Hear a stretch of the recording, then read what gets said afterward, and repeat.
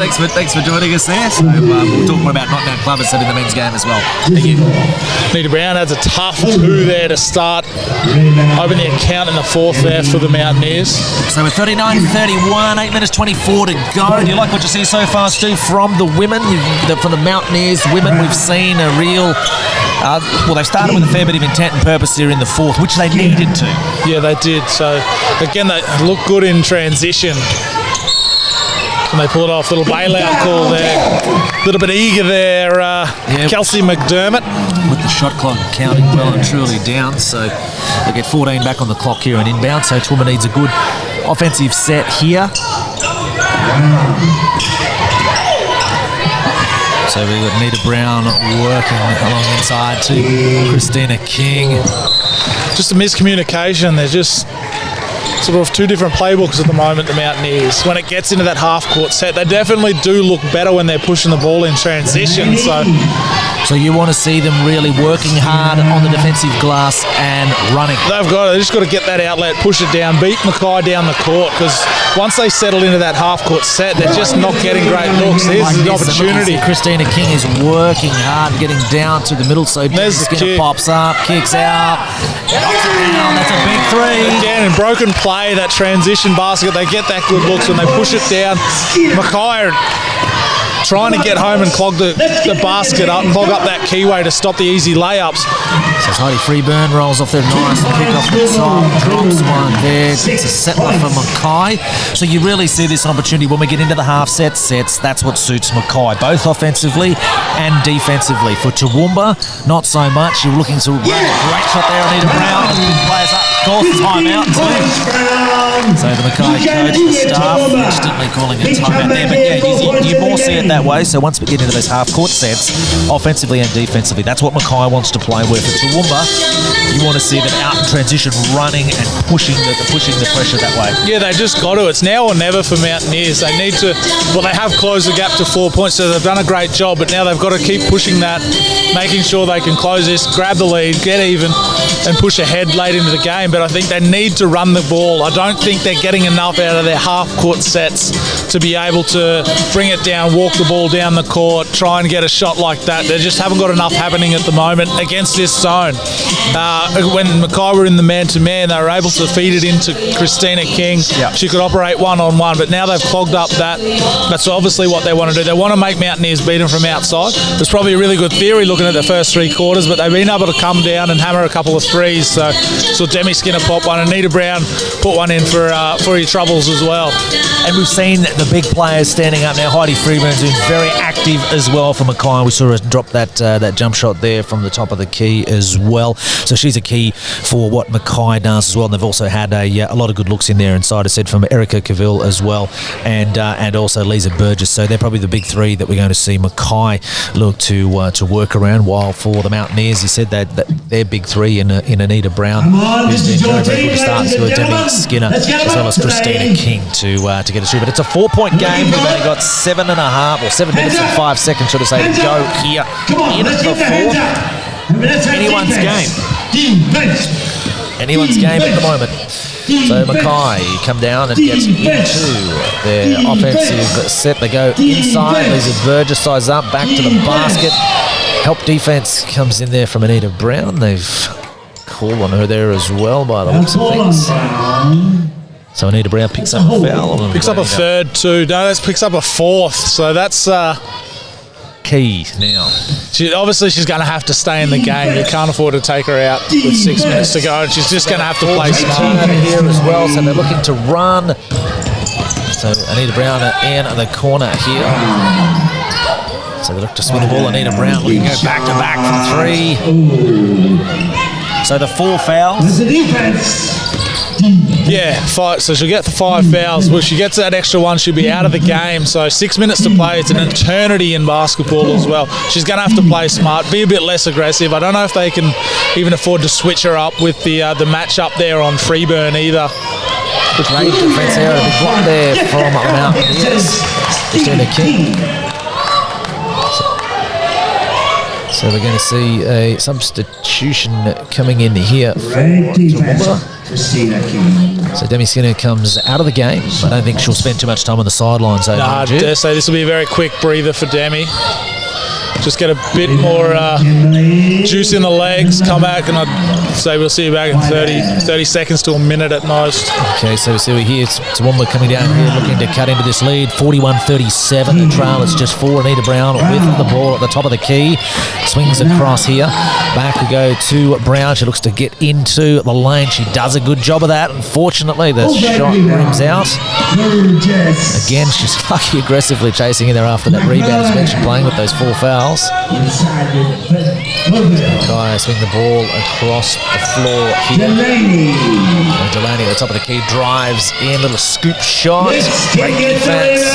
Great rebound. Still kicking. Here we go. Toowoomba running the ball again as they come across.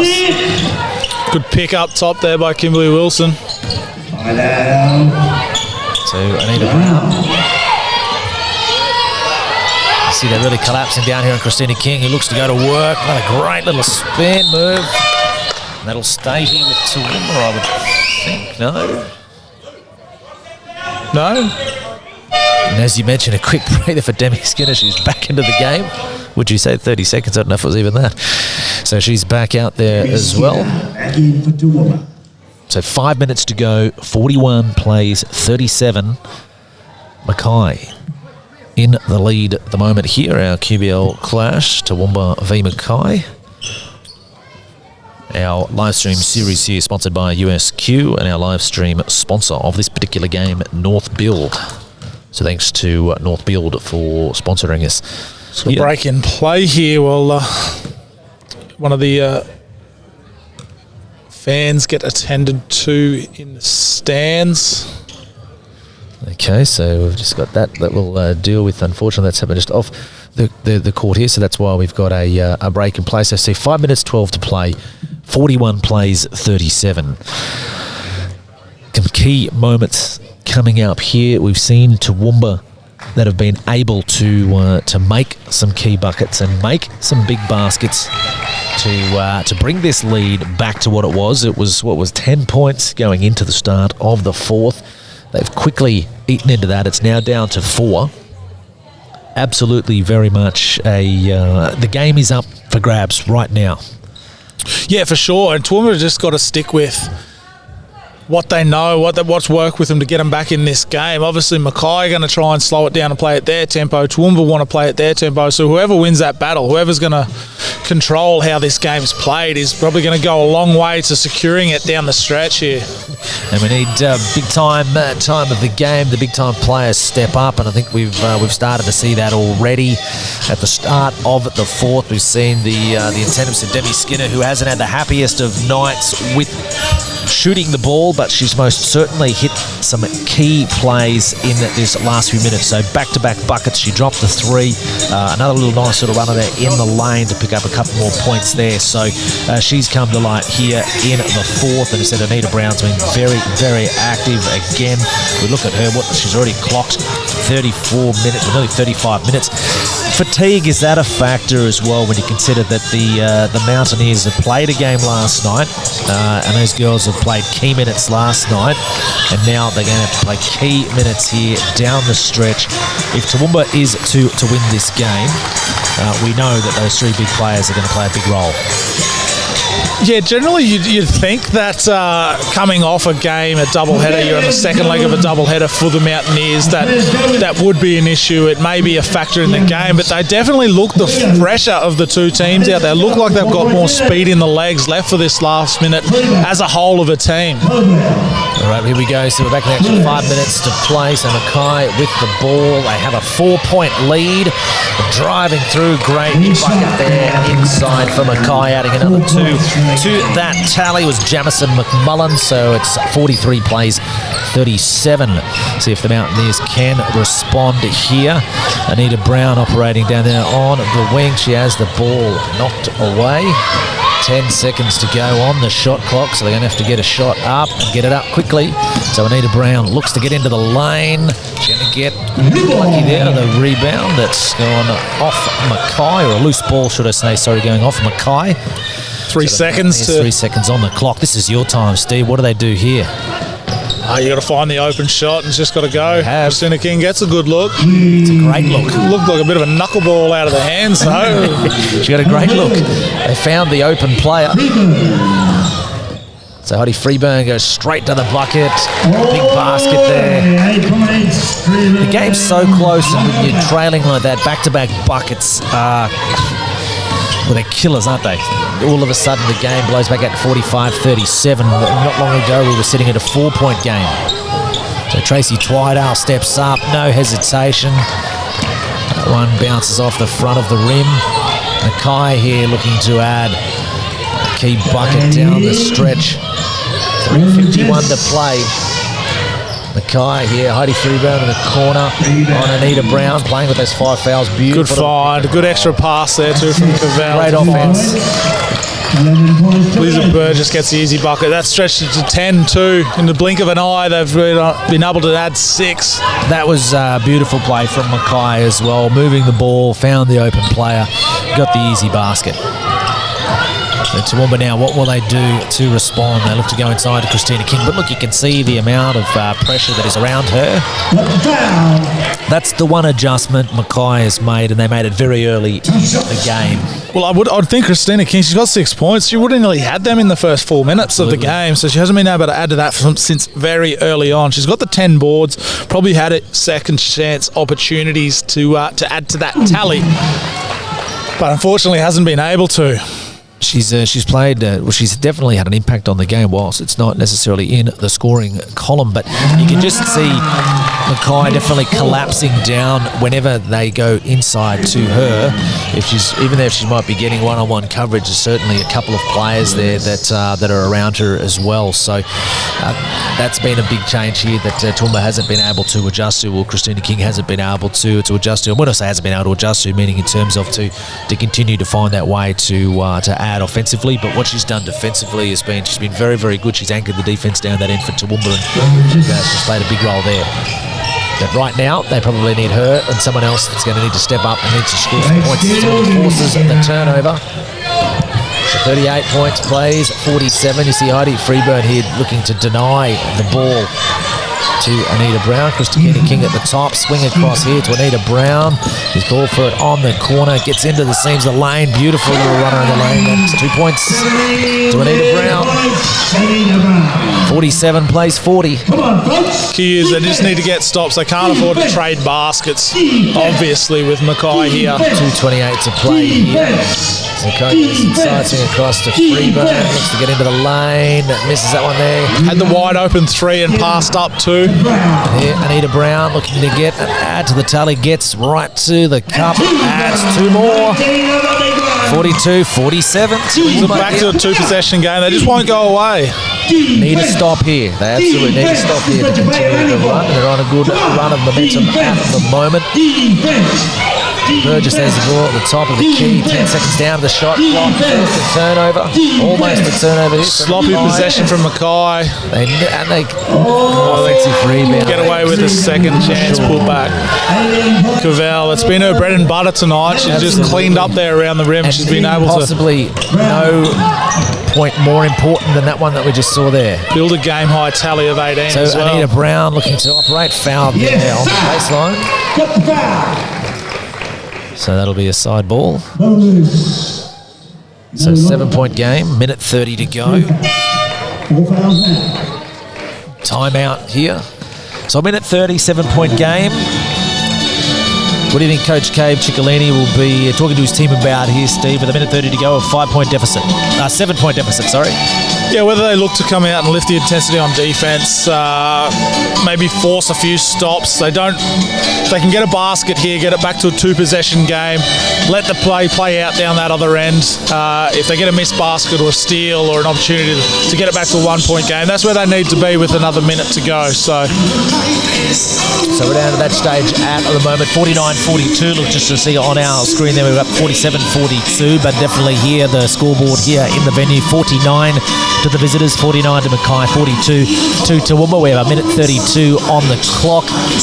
In terms of the team foul situation as well, Steve, 3 team fouls there for the visitors, Mackay, so that could also be something that in Toowoomba's mind as well, if they can get into the penalty there as well, but also put the coin on the other side there. Anita Brown playing with those 5 fouls, with the 4 fouls, as well. She's done it quite well. She's played with 4 for the majority of the quarter, but at the moment that's something as well. When you talk about pressure and everything like that, she needs to be careful with what she does as well, just carrying those fouls at the moment. Yeah, you can't afford to lose her at any stage of this game if Mountaineers are going to be a chance to run over the top. But they do need to get some good shots too, so they will need to get some good looks off this possession. So Toowoomba here with possession. We'll see what they come up with. So see Demi Skinner popping out. Christina King in the lane. Kicks it across there to go back. Pass there proves costly. So Heidi Freeburn getting Mackay back into their set. So the ball out on the outside here. Gravel, she's been big in the 4th quarter. Kicks out to Heidi Freeburn, who's happy to turn down. The 3 screen comes here from Burgess, looking for that pick and roll. Kicks back out to the top.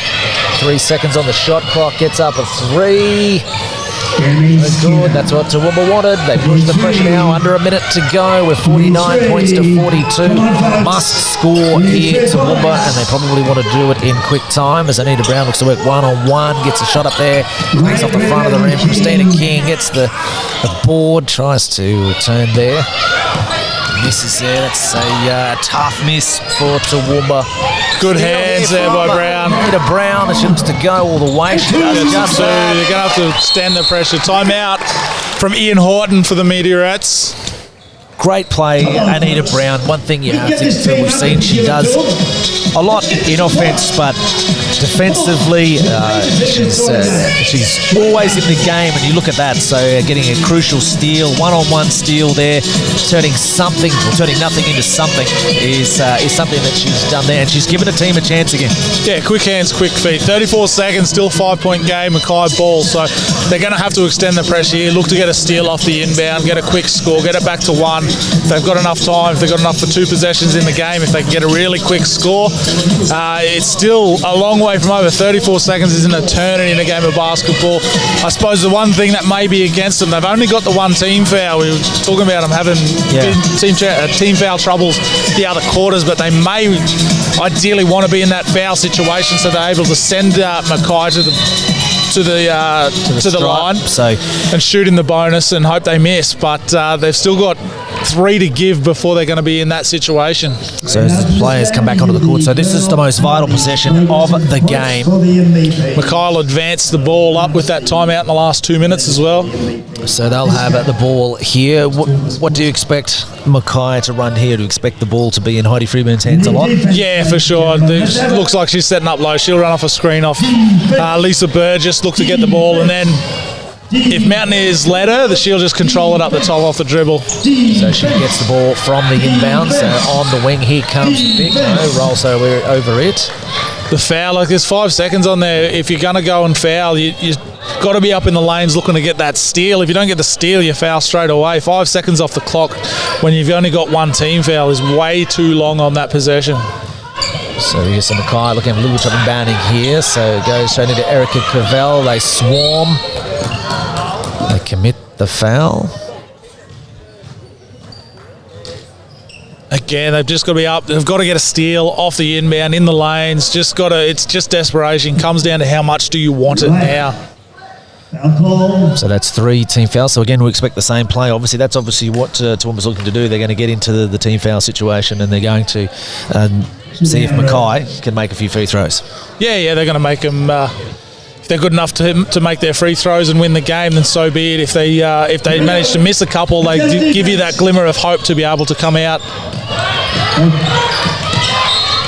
See again, a lot of time off the clock there. A technical foul there too from got a bit of a spray from the locals up in the cheap seats as well. The ref, as we look at the foul count, glancing up there, it looks fairly lopsided. We've got 2, 3, 7, 10, 17 fouls for the Mountaineers as opposed to the 6. So it is a very heavy, one-sided count there to Mackay. Viewing the game, I don't think it to the naked eye, it hasn't been obviously one team's more contact or got their hands in or not playing worse defence or anything like that. So be interesting, I suppose. Cable have a look at those sort of things, reviewing the tape there tonight after the game as well. But to the naked eye, might have got the rough end. Crucial time to give away a tech foul there as well. So they look for the inbound foul straight away. Now we're on to the stripe. So Erica Cavell, she's made a living at the stripe tonight, so she'll go back there. Yeah, probably not the one you did want to foul, but you don't have much choice. She's 8 of 11 tonight, which is going at a pretty good clip. So from here, make or miss Toowoomba, they just have to get a quick you got to get a quick shot, yeah. She makes that, so that takes it out to at least a 3-possession game. You've probably got to try and get a good 3. If you get a quick 3, you can't come down and trade 2 for 2s, but she misses the second now. Offensive rebound's a killer. It's Lisa Burgess. Probably gets her most important, or one of her most important. And offensive rebounds off a free throw. They're absolute coach killers at the best of time, let alone sort of when you're down the stretch and you're looking to make what would be a miracle comeback, let's be honest. You just need everything to go your way, and an offensive rebound off a free throw definitely isn't what you're chasing. 12 points to Burgess. So we've got a timeout on the floor here. So look, Steve, as you said, it's a pretty simple scenario from here. They need to get down, what he's saying, straight, getting a 3 up. 2's not good enough at this stage. Or you want a quick bucket. You've got to get a quick bucket. You take what you can get. If you've got a wide open lob to the basket, you take the 2. Otherwise, you're looking to get someone like Demi Skinner. Nita Brown will obviously be involved. But if you can get Demi Skinner a quick 3, make foul, it's going to come down to fouls. You need Mackay going to have to miss free throws to open that window of opportunity for the Mountaineers. Unlikely, but funnier things have happened in the basketball scenes. So that's where we sit at the moment. Look, you look at the game. So what are we sitting at here? 52 plays 44. So it's been, again, you look at the tally here. Toowoomba has 1 1/4 as such at the moment, 15 points to 14. But obviously that third period has been one where, again, whilst on the score sheet they only lost it by 4 points, but they went into that fourth quarter trailing by 10, did a good job to get it back within 4, but 4's as close as they've been able to get. So we'll see what they've come up with here. So you're expecting Demi Skinner to probably be rolling off a few screens. Who would you, or that we're looking to find an open ball? She flares to the corner. They're going to try and get an inbound in here as well. There was just nothing happening, so we had Demi and Christina playing sort of on the strong side of the court, but on the weak side, when Mackay defended that well, you give credit where credit's due, they defended that well, they stayed in the lanes. There was just nothing happening on the weak side of the court as a release in that inbounds. And Demi Skinner commits the foul, so Erica Cavell will go back to the line. Again, as we said, she's spent plenty of time at the free throw line. She'll go back there again. So we sit 52 plays, 44, 15 seconds to play. Mackay at the line. So Erica Cavell looking to add a few points to the tally. She drops the first one, so 53 plays, 44. She's had 15 free throws tonight, Erica Cavell. So see the Mountaineers get a 3 up. That one misses. Bobbles around to finish us off the last few seconds of the game. We let the time expire. 54 to 44. Steve, Toowoomba really trailed for pretty much all of that game from the get-go. I mean, this was as big as 10 at one stage. They were always in the game, but just couldn't cut into that lead or get into that lead at any stage. And Mackay was just able to keep them off and fend off any of those mini little ones that the Mountaineers had. Yeah, we saw them get out to 10. Mountaineers would get it back to 4. They'd get it back to 6, and they just weren't able to take that extra step, whether it was the energy they've obviously consumed in bringing that lead back, getting to 4 to 6. Maybe they just didn't execute on those crucial plays that they needed to do to get back level. Well, once there's such a psychological barrier, if you can get back, claw back a lead, but to get level and even hit the front, just the psychological benefits to that for the team is massive. Flicking through here, I think a big tail of the tape here is Toowoomba's shot 2 or 4 free throws, so they've only got to the line twice throughout, as opposed to Mackay. They shot 16 of 22, so there's the ball game right there. Exactly. Being able to, whether that is when Mackay more aggressive, I don't think so. I think Toowoomba were fairly aggressive inside. They tried to get it into Christina King from there, but they just weren't able to either get the fouls, or maybe they were settling for a little two softer options. They made more aggressive to the hoop instead of those little leaning hook shots that we saw a couple of go up as well. Christina King, as you mentioned, she operated down low a lot. I mean, she got up 13 shots there. I mean, she didn't go to the free throw line once.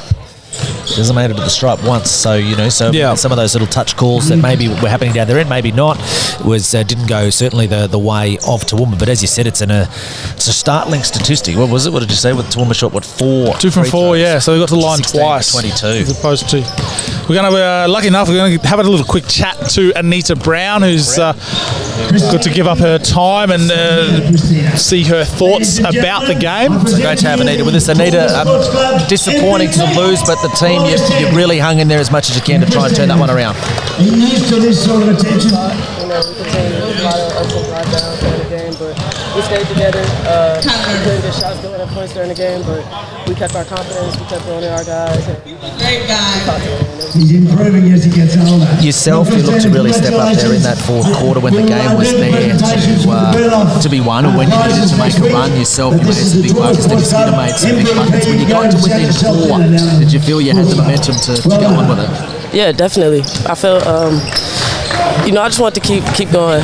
My shot wasn't really falling all night, but I just knew we had to keep going. It's not about the percentage at that point in the game. It's a close game. The momentum was going our way, and unfortunately, we got a technical that allowed them to open up the lead a little bit more. But yeah, I just want to keep going, keep giving my team a chance to win the game. Big thing was when you started to push the ball yourself, pushing up the court, you got some easy baskets, and then I suppose Mackay shut that down. Was that a factor in slowing your scoring down, especially into that late in the third, early fourth quarter? Yeah, I mean, definitely. I like to push the ball. They did a good job of getting back, but we work on running our offenses and being effective in the half court. So it was just they took away an option, but I didn't want to stop. I wanted to just keep going, keep trying to push the ball and see if we could get anything quick, and then if not, we could always just run our offense. Shots just didn't drop for your team tonight as well. Basketball, it's about getting the ball in the bucket. Unfortunately, though, you didn't have a lot of luck with a lot of shots. A lot of your players tonight. Yeah, I mean, it's tough. It's tough, but there'll be games like that. There'll be games where we just can't make shots. I think we all took good shots. Like, those are shots that we're confident taking, and we'll continue to take those shots, and they wouldn't fall, but like I said, we just kept fighting, kept keeping the pressure up on defense, and just trying to find other ways to get the ball through the hoop. They're one of the top teams in the league. So does that give you confidence? You know where you guys sit, you know where you guys stand, taking on one of the top teams in the competition. Yeah, definitely. And I mean, I say it every day. We have so much confidence in each other. Like, we know how much talent, how much skill, and how much work we put in throughout the week. So every game, I feel like we get closer to just piecing it together. And games like this, where we can actually keep it close and give ourselves a chance to win at the end of the fourth, it's a big confidence booster. But the next step is just putting it together for a win. Onwards and upwards, though. Week off next week, so you recharge the batteries, and then back. Who have you got up next? I actually couldn't tell you who we have next. The double header over this weekend as well. So it's been a busy couple of days. Yeah, definitely. Was that a factor in it as well? A couple of players have logged a lot of minutes in the last 48 hours. Yeah, definitely. But during the week, I just wanted to make sure I kept taking care of my body, my health. I know a lot of people have been getting sick, so just tried to make sure I stay healthy and ready to be out here and play a lot of minutes for my team. Personally, you're putting up some numbers. You're right up there when you're talking about QBL stats. Happy personally with your form, what you've been able to do on the court as an individual? honestly, I mean, like, it's all right, but I want the win. I'd rather take the win. Like, if we were winning and I had 12 points every game, I wouldn't have a problem with that. So if I can put up points and we can win the game, then that's a win for me. But other than that, it really doesn't matter. If we lose, it doesn't matter what I have. So the next game you play Logan here on the 1st of June. So that's the next one. So as Steve said, a couple of weeks off. So what do you think? What are we working on over these next few weeks? We just got to keep going. I think our transition defense has gotten a lot better. I think we proved that our defense is getting better as a team. So we just got to continue to find ways to score, especially when we get stagnant, when we go dry. Just find other ways to create opportunities for us. So tough loss tonight. You were fantastic out there as well. Look, really appreciate you coming over, giving us a few minutes of your time as well. Yeah, no problem. Thank you guys for covering our game. So Anita Brown joining us there. So she's one of the stars out on the court. And she was terrific, Steve. I like the way she operates, even listening to her talk there as well. You know, it's great to see when you have imports coming in here that they're here to win, and you can see that, like the way she put pressure on up the court there. I mean, she pulled off that steal at the end, which gave the team a chance. Also, she really did lead from the front. Played 40 minutes. Can't play many more. No, it's full game there. She's led all scorers, so she's finished with 21 points. Nice little stat line. 9 rebounds, 3 steals and a couple of blocks, or 1 steal and a couple of blocks there to go along with it as well. So a good night at the office for Anita. But as she said, and it's good to hear from an import, a lot of imports will come out and it's all about getting mine and doing making themselves look good and furthering their careers. But she wants to win. She just didn't get that help from what she needed from the others. Demi Skinner put her hand up with 11 points. But other than that, Christina King 6, which she had in the first quarter. And as we spoke of, a key to them getting over the line is going to be getting everyone else that bench, more productivity out of that bench, and the girls that aren't in the big three, they really need to just get something from them to be able to take the pressure off the big three. A couple of positives, I think, out of it as well. Before she went down injured, and hopefully we might be able to get an update on that. Hopefully she's okay, but I was really impressed with Kirby Harley. I thought what she brought when she was out there really gave the Mountaineers another dimension. She again, as I said, I liked she was really aggressive. She really brought some intensity out there as well. She played a big role. I thought she was good while she was out there.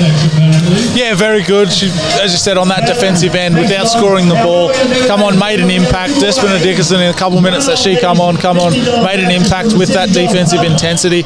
But it was just too little too late, I suppose. Just couldn't keep that going for long enough periods to be able to really get in and grab the ascendancy from Mackay. So what's Toowoomba have to do different to turn this around? Now, when I say turn this around, I mean, this sounds like a broken record. They seem to be in this position a lot in this opening 4 or 5 games of the season. They haven't been blown out. They've been in every game. We sing from the same song sheet in terms of saying that it's about putting together 4 quarters and being able to deliver when opportunities arise. So what do they need to do to turn that around? Look, I think as a whole they were pretty good. Their defence was good. They were able to keep Mackay to a really like a tally that's good enough to beat them. So 54 points there for Mackay. You can beat teams holding them to that as well. Yeah. Their half court, I think, is what really needs to happen. When they push the ball in transition, they got good looks. They got kickouts for Demi to hit those threes. Need to look good in there. But once they had to get into a half court set, things went stagnant. The movement didn't happen. They didn't get the good looks. After that first quarter, especially when they were sort of going to Christina, when that dried up, they just weren't able to get the looks that they needed to be able to put the points on the board to get the win. And then just quickly on the other side of the coin for Mackay, look, I thought they were very good. We talked about the fact that they spent a lot of time at the free throw line, and we saw their players get a few points in that regard. Heidi Freeman, I thought, was really good. They were pretty much the same as well. The 2 imports I thought were really good. They're going to be a force in this competition. Yeah, for sure. That takes them to 4-1 now, as you said. So Cavill, she had a very quiet 21. To the naked eye, she probably put it down for maybe 8 or 10 points, but she's finished with 21 points, 17 rebounds. So that's a mammoth effort there from Cavill for them. Burgess was good inside. She did what she needed to do, grabbed a few rebounds. She's got 10 points there as well. Another double-double. 12 points, 10 rebounds, sorry. So 2 double-doubles from the bigs for Mackay is probably was the difference in the end. Freeburn, they've kept her to a respectable 9 points. She's been a lot more productive than that throughout the early stages of the season, so they can be happy with the job they did as a whole. Just there's a couple little areas, and it's not huge things that they need to make adjustments with. It's only little things that when they change them, they'll be right in these ball games. They showed they can mix it. We said at the start this was going to be a measuring stick to know where they are against the top echelon of players, of teams in this. So that's a look at the women's game. So we're wrapping that one up there. 54 played at 44. Mackay Meteorettes getting the job done here tonight in our live stream, sponsored by North Build. We'll go to a break. When we come back, we'll be set for the men's tip-off. Down here, anything's possible. A first degree, a second career, a way to advance. As the #1 uni for graduate employment in Queensland, the University of Southern Queensland has helped over 100,000 students become more from more places, on their own terms, in their own time, with 24/7 access and over 100 online degrees. Become more from more places with USQ. Hi, my name's Brett Pascoe. I'm the Sales and Marketing Director for Homestyle Bakeries. Today I'm here to talk to you about fundraising drives. We've been doing fundraising drives at Homestyle for nearly 30 years now, and we're very proud of the tradition that we've had with fundraising drives and the success we've had with them. We are one of few bakeries that continue to do fundraising drives, and with the colder weather upon us now, it's the perfect time to do a fundraising drive with Homestyle. Hi, I'm Tony. Hi, I'm Lisa. And we're the friendly faces of the Homestyle Bake fundraising team. With holidays fast approaching, it's a great time to stock the freezers full of quick and easy meals. You can do that by contacting us via telephone, or you can drop us a line to our email address, or you can check out our mouth-watering menus online at our website. If you give us a call or contact via any of those methods, usually about a 5-week turnaround from when we get the forms out to you. That gives you time to promote the products to your families and customers, and gives you time to get the forms back into us so that we can deliver to you on your chosen date. If you'd like to book, and bookings do fill up very quickly in the cooler months, please give us a call, get in touch with us online and take it from there. It's a great opportunity, it's a great product, get stuck into it.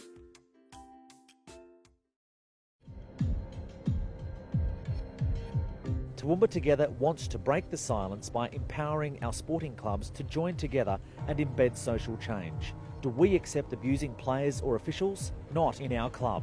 Do we accept verbal, physical or mental abuse towards women, men or our kids? Not in our club. Do we accept foul language? Not in our club. Not in our club. Not in our club. Just about done, mate. Surely. There you go. That's outstanding. That much talent running around in our own backyard.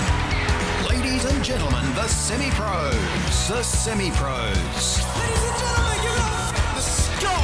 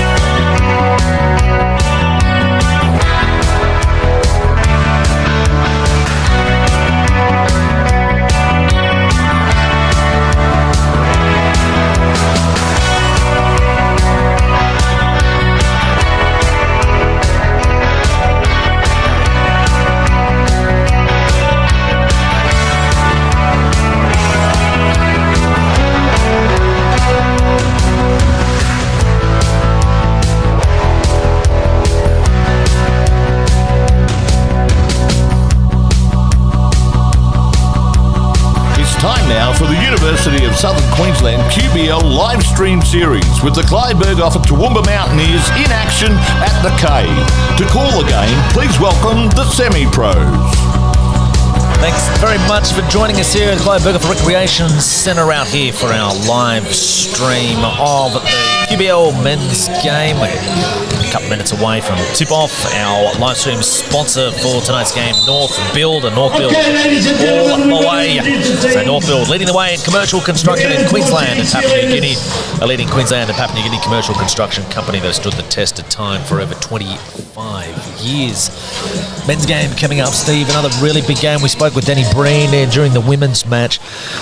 No Demetrius Perkins. That's a significant blow for the Mountaineers. They played without him last night. They only scored 64 points going down to North Gold Coast. They're without him again tonight as well. Yeah, Perkins suffered a grade 2 tear of the hamstring at the closing stages of the game against the Sunshine Coast there last week, so he's out for tonight's fixture, and they're coming off a game against the Gold Coast Seahawks last night where they were out Kyle Medhurst. without Jason Spurgeon as well last night, so he's back tonight, so that's going to be good because like Bryce Washington, he's absolutely dominated the league in these early rounds for he's been absolutely for Mackay. We might cross to John Gilson now, a court announcer, as he welcomes the two teams to centre court. Derek Newton. 15, Bradley Rasmussen. You've been around a long time, Bradley. Welcome back, Bradley. You've been here many times. 22, Lucas Blickhoffs. 32, Bryce Washington. Head coach Jason Borg. Assistant Troy Brown. Manager Craig Bradford. Trainer Dean Henderson. Bus driver Fred Lukes. First aid officer Billy Brown. Okay, you've been waiting for this. This is your team, ladies and gentlemen. 2, the Toowoomba.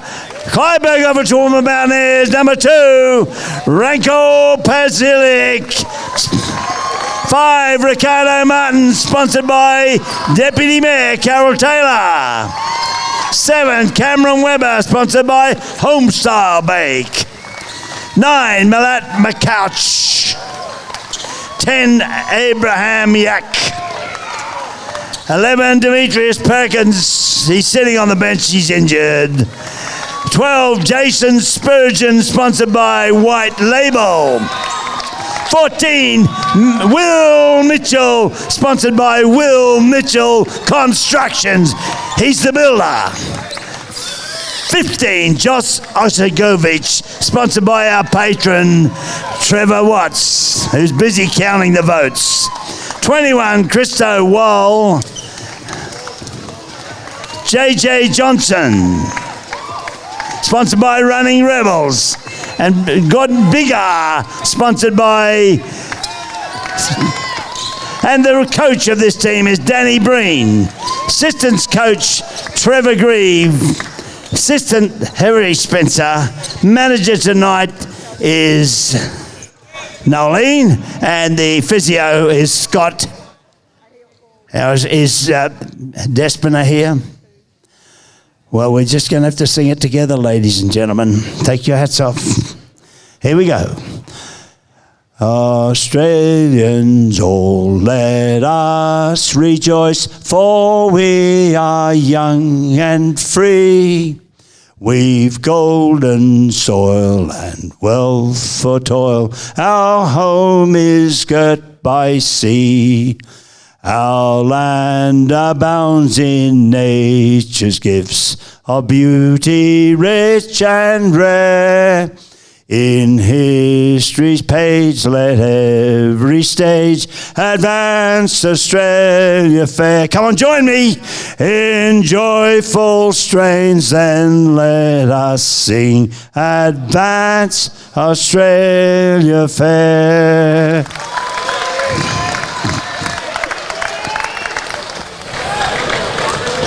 A stirring rendition of Advance Australia Fair from John Gouldson. If those dulcet tones flowing through the stadium don't get this Toowoomba crowd up on their feet, I don't know what we'll. He would have sang that at many a citizenship ceremony. Former Councillor John Gouldson. And congratulations to John, who's ordered no AM a few weeks back. Congratulations to him. So he had that Order of Australia medal from Queensland Governor Paul de Jersey. He gets a set for the men's game here, Steve. 2.5 minutes to go. This Mackay team comes to town, just the one loss on their tally. They sit third in the competition. They look to have a few weapons out there. You talked before briefly about Bryce Washington. Leads the league in rebounds at 17.8 boards per game. And he's got a fair scoring average to go with it as well, sitting well entrenched in that top 5 offensive players this season. So he's obviously going to be a focal point, but look, they look to have quite a few weapons right across the board. Yeah, mate, they do have their 3 guys that they go to. So Chris Cedars averaging 25.2. You've spoke about Bryce Washington. They've also got Derek Newton in there who's averaging 20. So to have 3 guys averaging 20 in a league where you're probably only scoring 80, 90 a game, that's massive for them. Looking through their minutes of previous statistics, they're heavily reliant. They've got a 6-person rotation that they rely pretty heavily on. So if Mountaineers can manage to maybe squeeze one of them out, get one in foul trouble or put some pressure on one of them and get some of these younger fellas into the rotation and take advantage of that, that'll be really effective for Danny Breen's boys. How does Toowoomba offensively shape up now without a Demetrius Perkins? He plays a big part in their offense. He's not there. They played without him last night, of course, but how does that change their shape and what they look to do? Yeah, obviously it's a big loss for him, even though he hasn't shot great in the first couple of games of the year. Ricardo Martin's got to be one to step up. He's got to be more aggressive with the ball, get to the basket, get the scoreboard ticking over. Guys like Karen Weber got to be ready to shoot the balls. Ranko running the point. He's got to step up. Everyone's just got to do their little bit to take the extra bite of the cherry, help out and pitch in where they miss the output that Perkins gives. I think it's going to be a big job tonight here for the Mountaineers bigs. One of those, of course, being Jason Spurgeon. Look, I'm really keen to see him in the flesh. I've heard a lot about him. I've heard yourself speak about him. I've heard one of the absolute greats of the Mountaineers and a bloke that I think holds in high esteem when it comes to basketball in this area. And Trevor Grieve speak extremely highly of this young man. He's got a big job to do tonight. He's a raw talent, and this is going to be the biggest test of his career. A guy the calibre of Washington, potentially you could eat him for breakfast. Washington could come out and carve him. Spurgeon has only been playing for 3 years. He's like just anything that's been put in front of him, he's been able to knock over. He's exceeded all expectations from Danny this year. There's no reason why he can't take the step up. He's long, he's athletic, he's can shoot the shot. So he's going to provide his own challenges there for Washington too on the defensive end. It's not all going to be one-way traffic here for the Meteors. How old is he? He's school, isn't he? 17. So look, that's something I think the pressure of this league playing against players of this calibre. You can relate to that. You probably started your 130-odd career again about the same age. Is it a daunting task? You know exactly what he's going through out there 3-4 games into a QBL season. It is. He does. Like coming in, you do get a bit starstruck, especially when a league where there's imports and you're getting guys that have played their collegiate career over in the NCAA. They come over here. They're professional players. This is what they do for a living. So it can be a bit daunting to come up with from that, and it does take some time to be able to adjust and feel like you do belong in this league. But Spurgeon's gone from strength to strength, and young kid, the absolute sponge. He takes in all the information that is given through all his coaches and learns a lot from every game that he plays as well. So this is going to be vital for him and his career, and I hope he puts up a good showing of himself up against someone the calibre of Washington. And could he have a better teacher or having in the background than the wily old veteran Trevor Grieve, who has so much experience at this level? I'm sure what he could impart to a young player like Jason Spurgeon would be absolutely invaluable. Yeah, that'd be awesome to have a guy like Trev who's played 6 million QBL games, and not only has he played the games, he would have all the tricks in the book. So he'd be standing on the toes when they go for a rebound, grabbing onto the back of the shorts or something. Not that Trev ever would have done too much of that, but I'm sure he's given a few tips on how to come up against Bryce. Okay, let's see how we go here in the opening minutes of the game. Mackay moves the ball down low. They get inside as well. An easy first bucket to kick us off to the 15 in Brad Rasmussen, a veteran of the league. He's been here a few times, but he gets scoring underway for Mackay. Spurgeon at the top of the key looks at the three. They kick around the corner here, so Adrian Yak, the shot goes up there from Ricardo Martin, rims out. Mackay coming back down the other end of the floor. Get to the cup, that one fills out. Spurgeon gets the outlet out to Renko. Pusiljic feed. Pretty narrow gap through there. Tried to thread the needle. Cotton was just a little bit too thick that occasion. So the Mountaineers here to make the inbound play, looking for their first points of the game. So Renko Pusiljic is running the point. Spurgeon at the top. Kick the ball around. And here we have, so Renko getting into the lane. Nice little fade away jump there in the lane. Gets the scoring underway for Toowoomba. So 2 points apiece. Bump on the body there from Renko. It's going to be a tough matchup for him. He's up against Chris Cedar. So Chris Cedar's a veteran of the NBL. We saw him had a pretty decorated career up there with Townsville Crocs. So now he's here running the point for Mackay. They look to get through their sets. So the jump shot goes up, so that one rims out. Now Toowoomba again looking to run. Jack's in the corner. Abraham Yak, who's earned the start in the absence of Demetrius Perkins. Yeah, and Coach Danny spoke about him and what he brings to the team. So Spurgeon at the top of the key. So Renko puts it out of the hands. Good hand by Webb. Cameron Webber gets the basket, finishes with the non-preferred left. 2 points there for the captain, Cameron Webber. So we go inside in. He's that man we spoke about, Washington. That's a good hand there from Spurgeon, yeah. Not much he can do with that. He played that probably as well as he could. As he said, he's going to learn.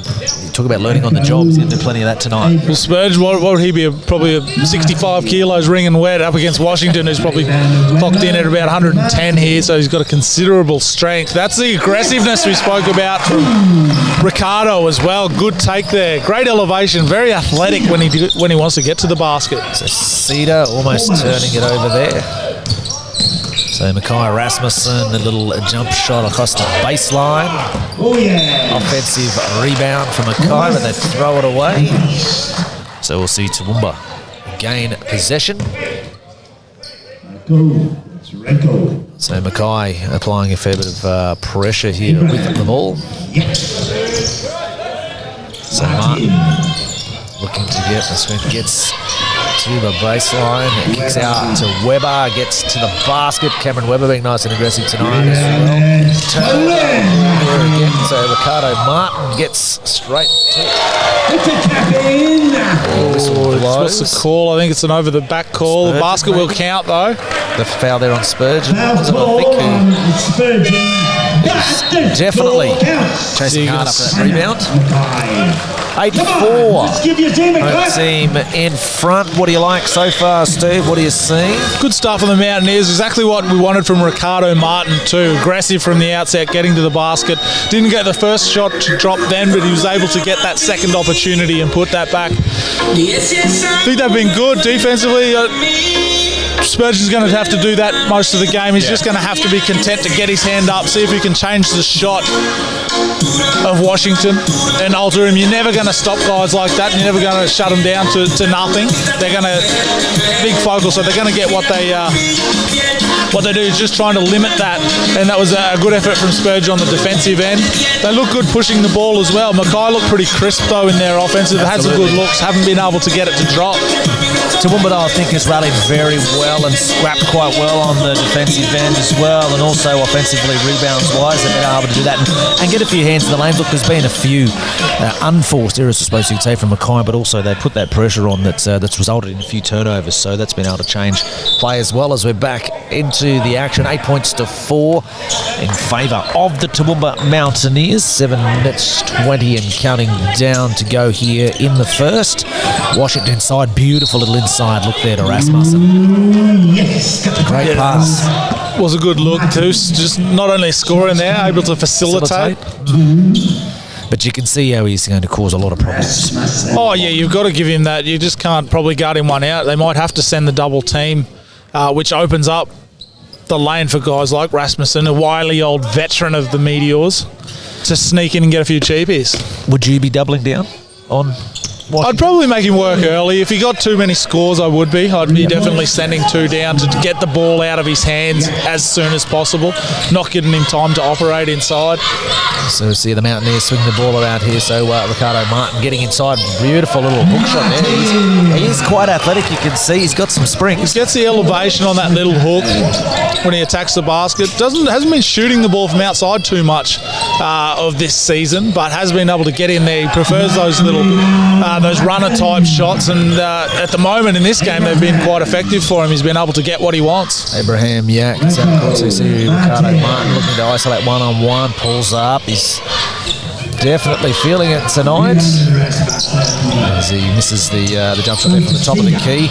Chris Cedar gets Mackay back down the floor. Beautiful outside pass right in front of us. That looked down. Rebound from Spurgeon. And we're off and running again here with Abraham Yak. Looks to get to the hole. 2 points. Good take, good tough finish there too. Went right at the body too. Made Washington guard him, and he was just happy to caress him on by there. So Cedar here setting up the offense for Mackay. You can see Washington down there on that block, his established position. You saw the double come there, but they kick out. And that's the issue you talked about, though. If you're going to double down in that position, it does leave shooters open. And Chris Cedar's probably one block you don't want to see with too many open looks like that. No, for sure. Shooting had a good clip from outside this year too, Cedar, and all has throughout his career. As Spurgeon has the answer in 3. Leaves the hand in the cookie jar there too. He was pretty happy with that. Well, you see that touch on the big man, so he's obviously got that string to his bow as well. He's a young Dirk Nowitzki in that model sort of play. You see the bigs are now, it's a shooter's game. You see the bigs being able, you have to be able to step out and shoot that. You just can't be a post operator. So he's the typical new age big guy. So Weber swings it across. So Renko at the top will look to get through something here. So they go low to Spurgeon. Straight and hard at the basket. Cameron Weber working down there. So to Martin. Another one that looked all but in. I like that aggressiveness from Martin though to start off this quarter. Can't be put off by missing a couple shots. So Bryce Washington has one rim out. Mountaineers again look to push. Abraham Yak gets it down. We kick back out. So to Renko Pusalijic. He looks at the top of the keys. Definitely a mismatch there with Rasmussen. Made the most of that. He ended up, he had the big man guarding him out there at the top of the key, and he made the most of that matchup.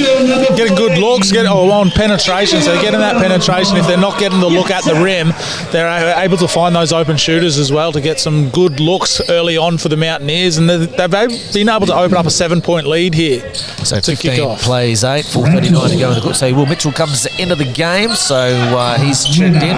Cameron Weber lines up for 3. That one rims out. Good to see Cameron Weber being aggressive as well. I think he's a real glue guy, isn't he, for the Mountaineers? You've seen him hit some big shots over the years. While he hasn't probably shot the ball as well thus far to start this season, he's a key part for the Mountaineers, and they've been getting going offensively. Good things will happen. Yeah, for sure. Cam's the veteran. He's just ticked over his, I think, 101st, 102nd game for the Mountaineers. So he's going to be out there to lead from the front and give them a bit of that veteran leadership. I know last night's game against the Seahawks, as we spoke to Danny earlier, Webb was an important part of that fourth quarter where they were able to put on a good amount of points. They were just too timid there last night, but I think that's one of the things that said, look, we can't be like that tonight. We have to come out and be aggressive, and so far they have Absolutely, they're being aggressive. Some speed there from one of the Meteors reserve players that's come out there now wearing the Phil Williams Williams the third. He's in the mould of his old Manville, who played years and years in the Brisbane clubs down at Southwest there too. He's got the speed. The apple hasn't fallen far from the tree there, that's for sure. Some jets, wow. When he knifed there in through the lane, he got to the basket and made that too. So he's a key player coming for them off the bench. But look, 17 plays 10 at the moment. The Mountaineers are getting a good spread of scoring there as well. So Yak with 2, Spurgeon's with 3, Pusalugic with 2, Will Mitchell's added 2 there. Cam Webber with 2 points. And on the opposition side there, so with Mackay, so Chris Cedar with 3. So Bill Williams cutting him there for that 2. Bryce Washington with only the 2 points so far in the game. He's got some good looks though, and I think we can probably expect that they'll drop. Probably what we were talking about before in the women's game. You don't get the friendliest of roles of these rims. No love at all. But Danny will be very happy with what he's seen from the team. They've come out, been aggressive on the offensive end, but also on defense. Their defense has been good. They haven't given up easy shots. They've got those couple down the lane, so they're easy adjustments to be able to make. As we see the new Wall into the game, the big body, the recruit that Danny was telling us about. So he'll be in there to bash bodies, I'd say. We'll see a bit of a few fireworks fly in the post. Wearing the 21. So see what can happen here. The Mountaineers moving around. Ricardo Martin off the floor at the moment. It's a nice fade. Good touch there from Ranko. So Ranko gets in there. So inside, Verl Williams misses the 2 there. The Mountaineers again looking to push the tempo. Cameron Webber spotting up out wide. They go to the bucket. The big Wall. He's on the board. He's on the board as a Mountaineer. It's a big body. Big body, big long limbs. So here we see Cedar looking to go one-on-one. Picks up the foul call there. So 2 shots, Chris Cedar will go to the line. As we look at the scoreboard, 21-10, so Toowoomba's come out strong here. You mentioned you felt that you wanted to see them start the game aggressively. They've absolutely done that, and they see themselves with a 21 points to 11 lead in the early stages here, or the dying stages, should I say, of the first. So we've just got 2 minutes 53 to go here in the first. So a couple free throws go down there. 21 plays 12. So Yak bringing the ball forward here for the Mountaineers. Kicks it up to Webber while in the corner. Webber at the 45, curling across there. The Mountaineers, another one ribs in and out there from Malat Makush. Cedar in rhythm. A long rebound, gets his own rebound. Yeah, Wall just got to get a body on that after the shot. So obviously a foot out here. Now look at the doubling the ball down this end. So you have Kajat, Cameron Webber set. So shot just rims out. Washington gets the board up to Williams.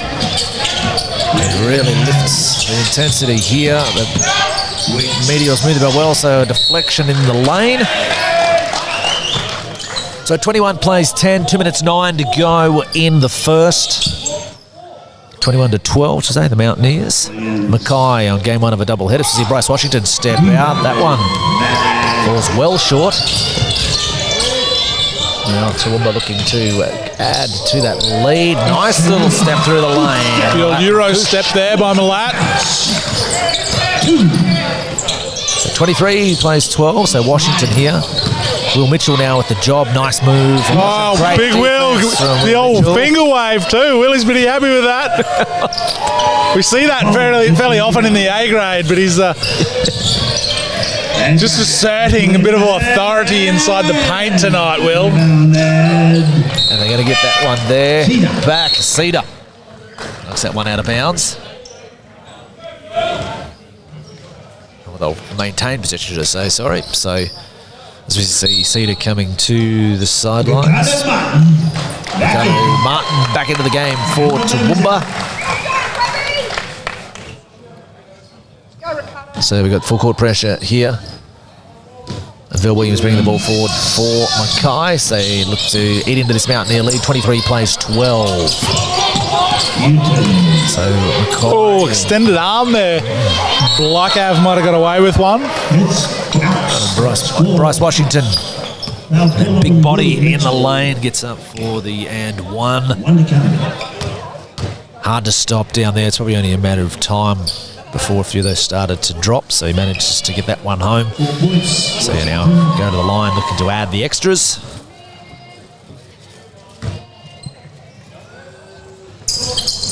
And it's 5. And Bryce Washington adding the extra.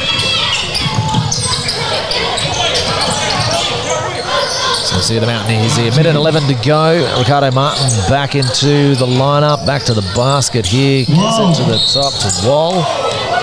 They called for the travel there. Travel call on Wall. Williams has travel Wall. So we'll see Mackay with possession. 23 plays 15. We've got a minute to go here in the first. Bill Williams bring the ball forward. Cross here. We'll look at the jump shot there from Mackay. Push inside, looking again for Bryce Washington. His eyes lit up at the. I don't even know if that was a shot fake. It was more of a little eye fake, and he's gone sailing on by Big Wall. He might need to put a bit of lead back in the shoes and keep the feet on the ground there on the closeout. Shots up. That one drops down for Mackay. It comes from Lucas Blikavs for the Mackay Meteors. 23-18, 5-point game. We've got 40-odd seconds on the clock here. Step in there, rhythm jump shot over the back. So 35 seconds to play here in the first. The live stream of our match here presented to you by North Build. It's North Build for bringing up the game. Looks like nearly the old NRL shoulder charge. So quickly we saw Verl Williams travelling through the key. So he goes to the line. So team fouls situation here as well. So Williams to the line, first of two. So makes the first.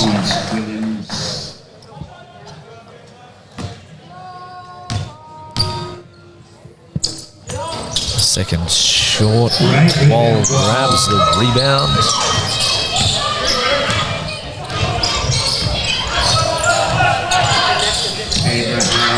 So Abraham at the top, Cameron Weber, 24 seconds on the clock, 12 on the shot clock, 20 odd on the game clock, down to 7 seconds. Bad pass there. It's only have Verl Williams down, he'll take the advantage. Got a hand in the lane there from Malat. You watch this, kids. See the defense, hand in the lane. 12 and a half seconds to go. This will be our final possession, you would think, of the quarter. Let's see what Mackay can deliver here as we get down to 8. So Bill Williams is going to operate at the top. Kicks across, and Blikavs is going to put up the long three, falls short. That's the end of the first. Good first quarter for the Mountaineers. They go to the break in front, 23 plays 19. Yeah, great start. Exactly what Danny would have been looking. Nice and aggressive out of the blocks, being able to get out and get to a lead. Mackay did pull it back, but they're a great team. You can expect that. It's not going to be a game where Mountaineers are going to blow this out of the water and win by double figures or 20 points or anything like that. So great start. Ricardo Martin, I thought he was really good early, getting to the basket, getting those looks. And I think he'll be happy in defence too. They've been able to keep Bryce Washington fairly quiet. I think he's got the 3 or 5 points there and keep him off the boards a little bit as well. So all in all, great start. The key will be being able to put these 4 quarters together. They've been able to play 2 good quarters most games this season, but they've just had those lapses for 10 minutes where they've lost the ability to keep in touch and give themselves an opportunity to win at the end of the game. So you look at those points tallies, just looking at the Toowoomba Mountaineers. We have Ricardo Martin has 6 points, 3 rebounds, 2 steals. It's a good stat line there in the first quarter. Cam Webber's got the 2 points and 2 assists to go along with that. So Orenko at the point there's got the 4 points and a couple of rebounds to go with it as well. Jason Spurgeon with 3 points and 3 rebounds. Yak with the 2 points there as well. And then on the other side of the ledger, Rasmussen for Mackay has got 3. Chris Cedar has 5. And Lucas Blickavs has 3. Bryce Washington, that we spoke about before, 5 points. And Bill Williams, who really adds a spark off the bench, doesn't he? He's 3 points to that tally as well. Underway for the second quarter. So the Mountaineers here looking again, as I said, to put a couple of quarters together. Good first quarter. Can they back it up here in the second? As we're set to get underway, 23 plays 19. The visiting team, the Mackay Meteors. As the Mountaineers come forward here, so Cameron with the ball. We see Spurgeon back into the lineup. He's on the low block there, up against Bryce Washington. We see a bit of pinballing of the ball, but it remains with Toowoomba. So out on the floor for Toowoomba, we've got a lineup here of Abraham Yak. We've got Malat, we've got Wall, we've got Spurgeon, and Cameron Webber, the 5 that are out on the court here. Bill Williams almost calls as a turnover there. The Mountaineers need to get a great look inside. Good hand there from Bleak Avs. Oh, wow, good recovery. Don't know how many people could have got that back, but shows you how quick Bill Williams is. Obviously another turnover here. Now Wall throws a speculator down the court. Besides Bryce Washington. That puts an end to that. So now we'll see Mackay coming down. So Blickover's at the top of the key. Inside of Washington, gets that seal, misses the easy shot again. Spurgeon, the rebound, so the kick back now. The Mountaineers looking to get on the board here, trying to push the pass inside. I think Bryce Washington would agree with our assessment with the hoops. Yeah, he's not getting much love early on. He did everything right there, had the seal, got the step, the drop step, just didn't overcooked it. So you see Webber from the top of the key, spins the middle, beautiful little spin move, drops for Cameron Webber, 25-19. So I'll see Mackay Blickavs again, who's had some success from outside the key, plenty of contact there. It's in the lane, so Blickavs wants to have the middle turnover there. Good hands there from Spurgeon. So Cameron Webber looks to find the right option, which he does. Wow. Drops it. Very smart play, and I think he shows the nous there again of Cameron Webber. He summed up that situation perfectly, took his time and picked the right option. Did, he had seen Wall with the much smaller De Filippo on him there, and he's just manhandled him really under the basket. De Filippo's seen a bit of time here. He hasn't seen much earlier this season, so he might have a few nerves under there as Wall just works out again on Lucas Blickavs. Just too big. Nice move there inside. Bill Williams pulls up. That was no good offensive rebound. Yeah, and De Filippo no good. To push the issue again. Oh. Beats everybody, I think. Deflection, I think. We'll see what the referees call here. To see which way we're going. No, turnover there, so Mackay. So we see Brad Rasmussen come back into the lineup. Chris Cedar coming back onto the court as well. So Mackay making a few changes here. And we'll see Ver Williams remains in the game. He certainly adds another dimension to them with his speed. So they go inside. Cedar now working. He's back to the basket. In the lane. Nice tough shot. Can't drop. Wall does a great job. Got the opportunity to push the ball as Webb doing with the... There's a bump there. Can't get to go. Good attacking of the body there. Went straight at Washington. Washington nudged him out of the way.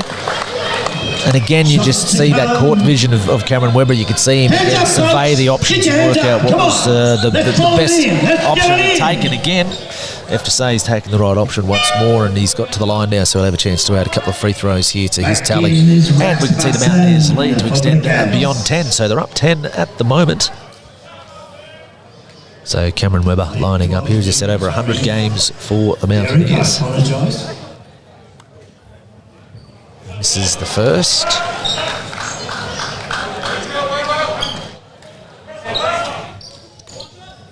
So line up here for free throw number 2. It's good. Adds the second. 30 plays 19. And now a turnover at the inbound. So feelings going against Mackay here. Toowoomba really need to take advantage of this situation. 30-19 is at the lead at the moment. Wall at the top of the key, very aggressive, gets straight to the basket. Unfortunately, it rims out. So Bill Williams pushes the tempo. Turnover again for Mackay. Great look there. Malat. That's down for two. Beautiful pass there from Williams that time, so Rasmussen gets a quick one back. Too many pats on the back there for the Mountaineers. Got a good transition basket, then got beat right back at you. 3 fours. 3 points to Malat. That's 5 for this game. It's a fast game, Steve. Both teams certainly moving the ball well. Bryce Washington hasn't had much luck inside. He's turned maybe having a little bit more luck a little bit further out from the basket as he drops a nice little jump shot. So Webber has the ball on the wing, top of the key. Spurgeon hit one from there earlier. Had a look at it again this time. Webber curling off and cut this end by Spurgeon to Wall. On the arm there. Well, Wall's not going to die wondering either. He's happy to seize his opportunities and put the shots up when he gets them, which is good to see. You have to be. Absolutely. And Derek Newton there from Mackay. Not too happy with the call. I tend to agree with him. But anyway, 35 plays at 23. So Wall goes to the line.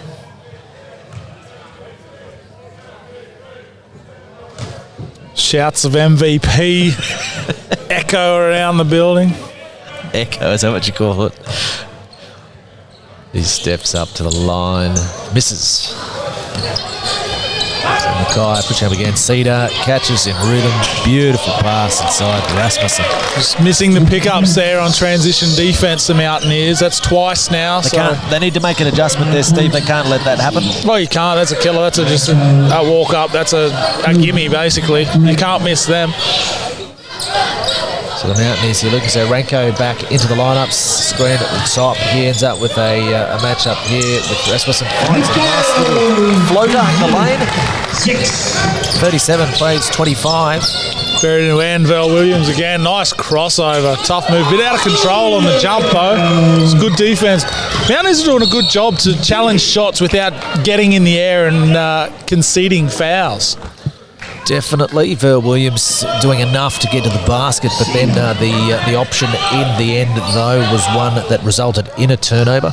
The Mountaineers, though, they're looking to push the tempo in transition, but unfortunately just taking the wrong options there. Bryce Washington gets a look inside. Spurgeon gambling a little bit there, looking to get the steal off the front. He almost did, but unfortunately the miss gave Washington a free route to the bucket, and he made the most of it. 37-27, 10-point game, 5 minutes to go here in the second. Definitely a high-intensity game and a high-quality game too, I'd have to say, at this stage. Two teams that are playing very well. Derek Newton pushes inside. Good finish, good defence there too from the lad. Pivotal time of the game, I think, right here, Steve, for Toowoomba. Mackay is starting to make a little bit of a run. They're getting some good looks inside. Toowoomba needs to counteract that, and they need to just steady the ship and respond with a couple of easy buckets. They don't get one there, so now we see again Mackay pushing the ball up the court. Newton looking to operate down here. Back out to Cedar. This is kicks across. Newton juggles the pass. Gets, though, into the lane. Puts too much on that. Washington with the rebound. Newton happy to put it up from three. Another long rebound. The foul call there. Big man, Washington. But a crucial period right now for Toowoomba. Sure is. 4 minutes to go in the first half. They got an 8-point lead. If they can manage to hold this lead at 8 or maybe extend it out, it's going to be a great buffer. Obviously, don't be over the moon going into the sheds with a 10-point lead, being able to tinker with a few things and hopefully be able to grow that into the third quarter. But this 4 minutes is going to be vital to see if they're going to be in a position to be able to do that anyway. Because you can just see Mackay have started to, upped the intensity it's had. Their execution starting to be a little better. Good drop off there from Verl. Beautiful pass there, things like that. So we see that lead now. Yeah, Coach Danny Breen has seen enough. He wants to talk things over. What's Mackay done to change the momentum, Steve? They've definitely changed the momentum here in this last 3 or 4 minutes. I think it's been on the back of Verl Williams too. He's been able to push that ball up the court, even when they're not pushing it to get the quick shot. They're getting up the court, making the Mountaineers get back in transition defence, which, to be honest, at the moment they're not doing a very good job of. They need to be able to get back, pick up the ball, stop that ball before he gets into the keyway, and then stop the home. So you've got to pick up the shooters from there. But unless they slow that ball down from the outset in transition, Verl Williams could have caused them plenty of headaches. He's got speed to burn. Oh, unbelievable. He's, as I said, his old man was identical, just would fly past you like you were tacked to a fence. And obviously Verl's doing that as well. Got that speed, and he knows that's his asset, and he's going to utilise it, and he's doing that to create some headaches there for the Mountaineers. Speaking from experience, or? Verl went straight past me plenty of times. That is correct. I see he has ventured up the hill too, so Verl is out in the crowd as well. So yeah, one of the great players. So good to see the name continuing here. But we come out of this timeout, but 3:50 to go, 37 plays 31. And here we will have, so possession-wise at the moment, so Toowoomba with possession. So 3 minutes 50 to go until we get to the sheds for half-time. So Renko out there running the point at the moment with Will Mitchell. We've got Malap in there as well, Jason Spurgeon and Ricardo Martin. He's also lifted that pressure and intensity. Ranko's the primary ball handler for the Mountaineers, but Verl's really putting some pressure on there. That's a tough finish there from Spurge on the fall. So picks up the 2.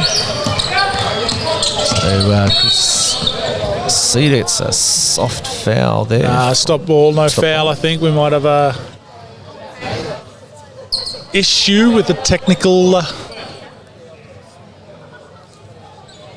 Okay, so shot clock, something have we sorted out there? Coach Danny Breen using the opportunity to, I think, a great time out there from Coach Danny Breen as well. You could just sort of start to feel the momentum shifting along that way. So I think that was a great time out from Coach Danny Breen to just to steady the ship a little bit and get things going, because it's a period where they've worked too hard the Mountaineers have worked too hard and have played too well at this stage to let it lapse now and let Mackay back into this at half-time. Yeah, for sure. Mackay grabbed a couple of cheap baskets, a couple of quick baskets there. Then the time out there just would have set up a play. They've got a good play down there, got a good score as well, so from Spurgeon. So great time out, great tactical time out there from Danny to stem the flow. So we fix the scoreboard here. That's obviously the problem we've got here. We've reset by the looks. Yeah. I hope we don't have to start again. So we're sitting at 39 plays at 31. So let's have a look at some of the stats for the game here. So for the teams here. So look, we talked in the women's game, Steve, just about shooting percentages. Have a look at it for here. So the Mountaineers are shooting at 48%. So 18 of 37 that they've converted on there as well. So they're shooting the ball at a fair clip when you go on the other side of the coin. And so Mackay shooting the ball at 37% early in the piece here as we work to set the players coming back out on the court. Looks like to me we're still a little bit off, but anyway, as you said, 48% is a good clip from the field for Mountaineers. It has been, I suppose they have been able to get some good close-in shots, being aggressive to get those around the basket. Wall's been good. Rodrigo's been good. Spurge has got those couple in close as well. And we talked about no Demetrius Perkins, how it changed the way they played offensively when you lose a player like Perkins, who's obviously very dominant in what he does with the team. It takes a few players to step up, and we've seen more than a few players have stepped up to fill that void. Yeah, I think that, not to go without mention too, is big Will Mitchell doing a defensive job. He's obviously been out there some very valuable minutes guarding Washington. He's out there, he's bumped him, blocked him there one time, giving the not in my house finger wave too. So that's been really good from Will. Valuable minutes. Undersized, probably under strength against someone like Washington. Definitely under experienced. But he's out there and showing what you do. If you put your heart and soul into something, and defense is one of those things, you don't have to be the most skillful person in the world. You go out there and put your heart and soul into it, you're going to get results, and that's exactly what we've seen from Big Willie Mitchell. They've done a really good job on Bryce Washington. We talked about him coming into the game, averaging near 30, averaging near 18 rebounds. They've done a really good job on him so far. He's had some good looks. He's had a few that have rimmed out, but they've done a pretty good job on him, you'd have to say, at this stage of the game. He's got 9 points. He's still got the 10 rebounds, so he's been a factor defensively, without any doubt. But 9 points on the board at this stage is you'd take that if you're going to give him 9 at the half. You'd be happy with that. He might add a few more to that now that I've mentioned that. But if they can go off the half with him in points like that, I think they'd be pretty happy. So kick out here to Cedar. That one rims out. Great rebound there by Toowoomba. Kicking the ball up the course. So Renko now looking to set up something here for the Mountaineers. Spurgeon has the ball, so Renko's open. He's got to take that. He does. That one rim out. So 39 plays 31. We're here at the Clive Berghofer Recreation Centre. QBL action Toowoomba v Mackay. Tough finish there. So 39 plays 33. So it's now down to a 6-point game. Mountaineers now bringing the ball up the court, so Renko at the top, Spurgeon. Zone look here from Mackay, the 2-3. Ricardo Martin's the kick out to Spurgeon. Great follow. The Yak just sniffing around there, looking for some cheapies, and he's come up with one. Good bucket too. They needed one there too, I think, Toowoomba. 41 plays 33. So Mackay Newton, who's been very good as well. He's got the ball in the blocks, probably got a size advantage there. Beautiful little turnaround. He's been good for Mackay tonight. So Renko bringing the ball back for Toowoomba and Spurgeon. Renko getting into the lane. It kicks across in the corner. In and out for Ricardo Martin. Cressida back up the other end for Mackay. Takes the contact, gets into the lane, gets his own rebound. Contact again there. Veteran move there from Cedar. Earns himself a trip to the line. New face comes in for the Mountaineers. Number 15, another of the young talents in Toowoomba basketball. Josh Ozagovich. What can you tell me about him, Steve? Yeah, another one who's actually come through the Toowoomba grammar system with Cabe Ciccolini up there, the women's Mountaineers coach. Again, probably taking the step up when asked. He's come through, played a bit of SBL there over the previous seasons. Managed to put a bit of size on his body. Now he's getting his opportunity in the top grade. 41-37, missed free throw by the offensive board, and they get the putback there. That's a crucial miss there from Toowoomba. Renko in the lane there, speaking of him, so some nice balls in there. Work. Josh Ozagovich prances back down the court with a chest puff too there, Josh. Pretty happy. Good defense from Will there. Oh, that's tough from Washington. He did everything right until the last minute where he swung in there. He had him making a tough shot. Washington was up to it. And he made the tough shot, didn't he? So he'll go to the free throw line here. 43-39, a minute, 20 to go. See if Bryce Washington adds the extras, does no dramas. So see what Toowoomba can finish off here. Minute 18 to go. What's been a highly entertaining first half. So hope you've enjoyed watching it via our live stream sponsor, North Build.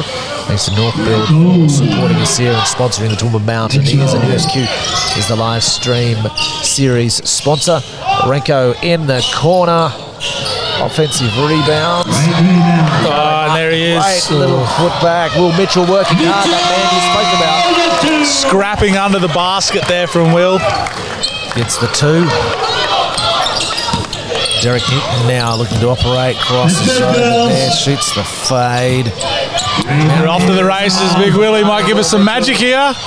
And missed that one. He's disappointed with himself missing that one, but he'll go to the line now to look to add the 2 from the stripe. Hands up for Will. Get your hands up for Will. Come on. You got to make this point. So John Goulton doing his best to will over the line. He's worked on the first there.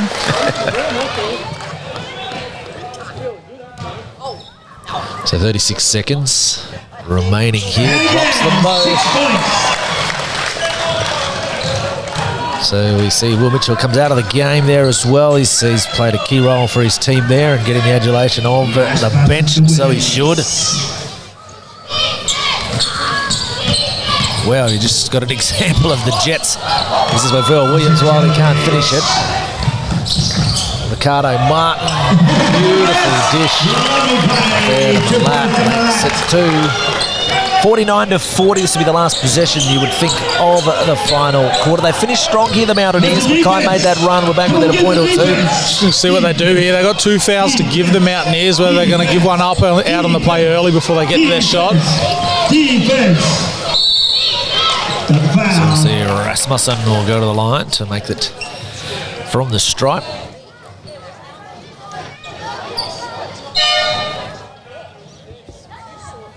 So we're just a couple of seconds out from the halftime interval, 4 seconds to go here. So we'll see Rasmussen go to the line. Riley Rasmussen shooting. So Rasmussen shooting 2.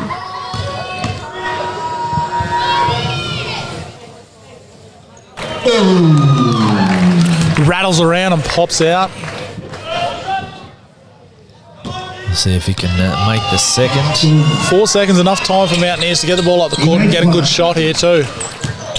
Oh, that's a killer there from Rasmussen, a coach killer. Team foul, so that'll be 2 bonus. You can see the reaction from the Mackay bench, from the coaching The staff. Borg, Jason Borg has got their head in the hands. Abraham Yak. One thing I do know though, Steve, is 2.7 seconds is more than enough time for Val Williams to get from one end to the other. And that's what they'll have on the clock. So drops the first, so that is 50 on the board, 41 for the visitors. Drops them both, 2.7 seconds. They look to deny Val Williams. It's a good idea. Brad Rasmussen on turnaround 3. Jeez, got it. 2.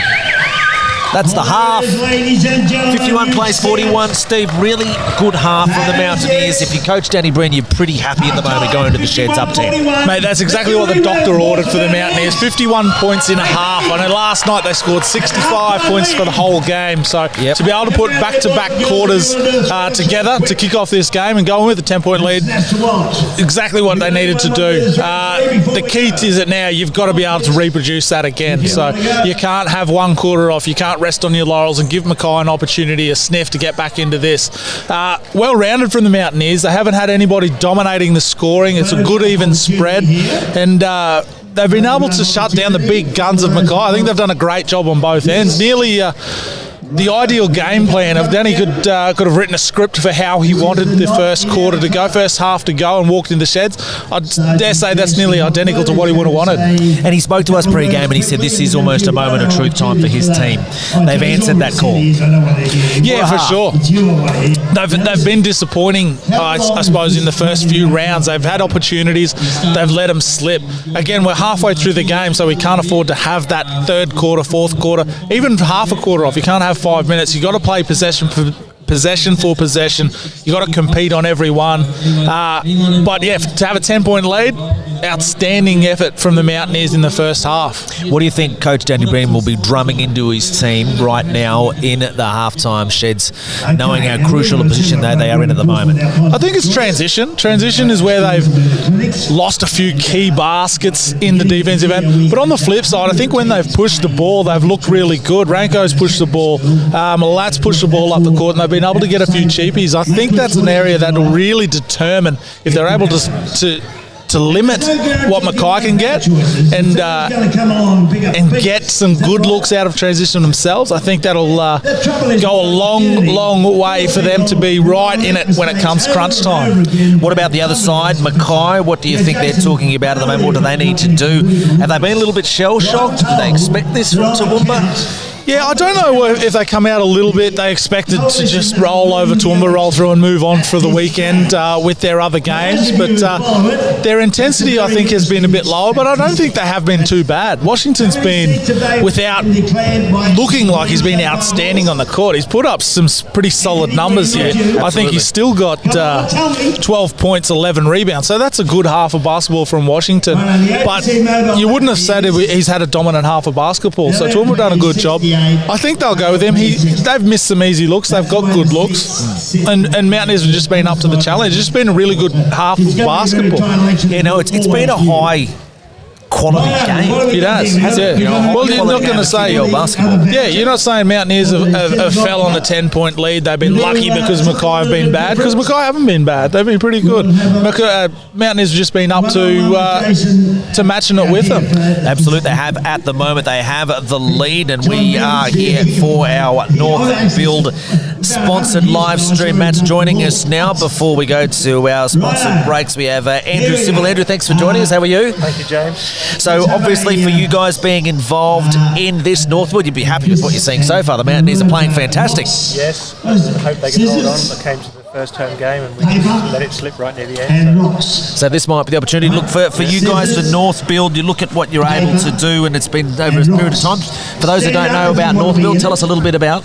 Look, we've had an office here in Toowoomba for 8 years, and our biggest focus is probably on schoolwork. So I suppose the link to coming here and sponsoring the Mountaineers is the completion of 2 other stadiums. So we completed the Toowoomba Stadium last year, and we've just completed the Glenny Stadium 2 weeks ago. So that's our big link. So we've sort of produced another 5 basketball courts, I guess, in Toowoomba, and very proud of that.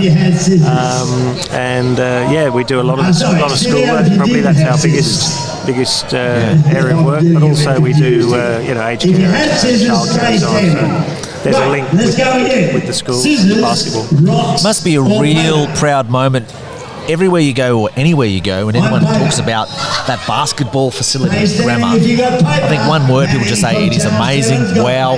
You must be really proud of what sits up there now. Look, it is, and we've entered it in the Master Builders Awards this year, so we're hoping it gets a good run there. It was a very complex build.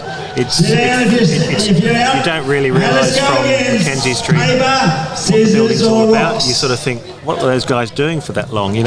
Driving off Harry Street by the pool, you see a 6-storey building, and of course there's the cricket nets facility underneath, so the boys practice their cricket in all weathers.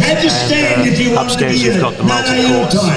They can now, and the other thing, it's not just sport, they can fit the whole school, senior and junior school, 1,100 people in there for assemblies, which they've never been able to do in 175 years of Grammar's history. So, we're really proud of it. What a shame it happened after you left, Stephen.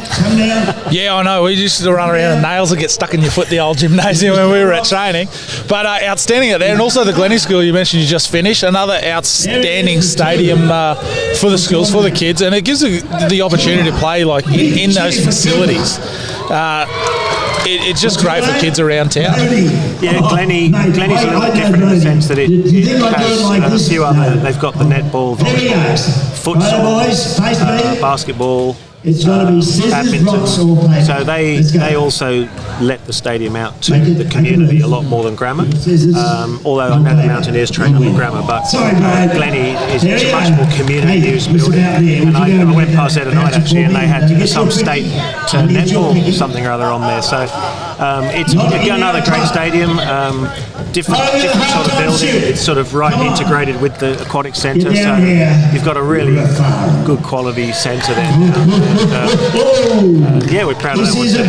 And you mentioned the link with basketball and being here and being the sponsor, of course, of this live stream game here. You see the community involvement here, what John Gilson does with the community. That must be a big thing for you guys as well, to have Northfield share that same passion to share it with the Mountaineers. Look, Toowoomba, that's the whole thing. You've got to be involved in the community. So, look, we're not as big as some of our other competitors in town, but we try and do our share with over the years. We've been involved with the old Toowoomba Raiders soccer years ago, the Ice Stedford, a bit of sort of cultural sort of stuff.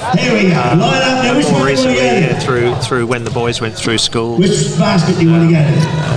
more so with the sports and sponsoring the schools, some of the schools tours. Let's get a hand up in the air for the fire. We get one try. This year I hadn't been out to see the Mountaineers here, I'll be honest.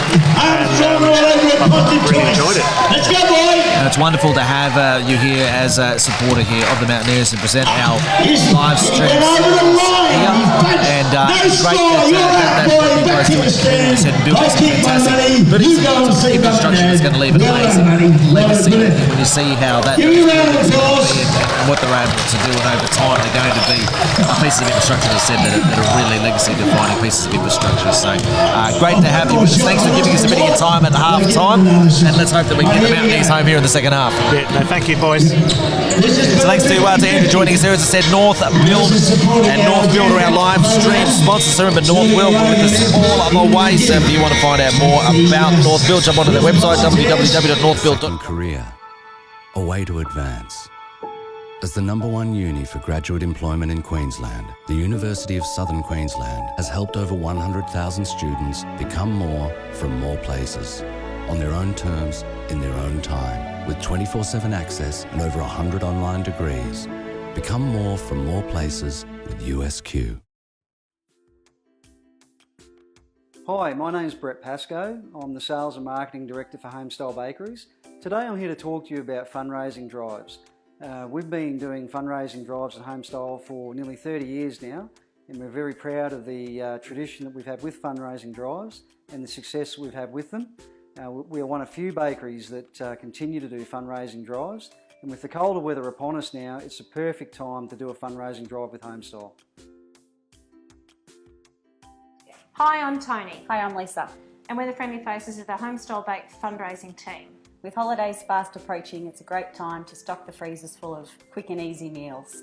You can do that by contacting us via telephone, or you can drop us a line to our email address, or you can check out our mouth-watering menus online at our website. If you give us a call or contact via any of those methods, usually about a 5-week turnaround from when we get the forms out to you. That gives you time to promote the products to your families and customers, and gives you time to get the forms back into us so that we can deliver to you on your chosen date. If you'd like to book, and bookings do fill up very quickly in the cooler months, please give us a call, get in touch with us online and take it from there. It's a great opportunity, it's a great product, get stuck into it.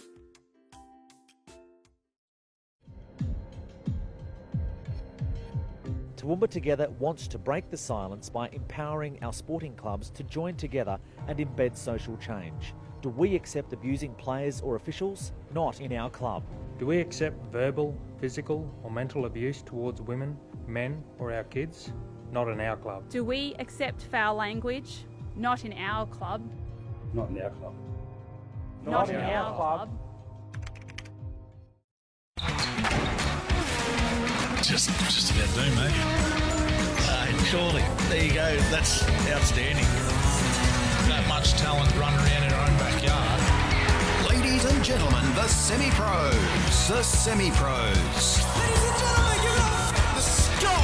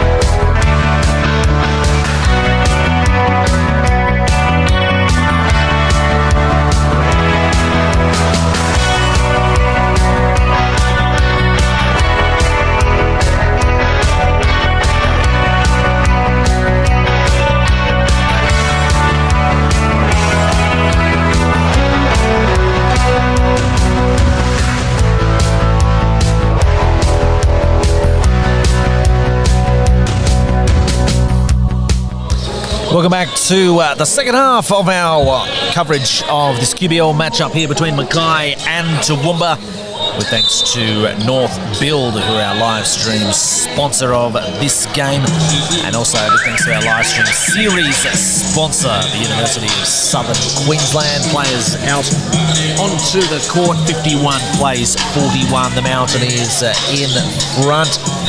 Steve, as we spoke about in the halftime interval, I'm sure Coach Danny Breen wants to see the same intensity here in the start of the third as we saw at the start of the game.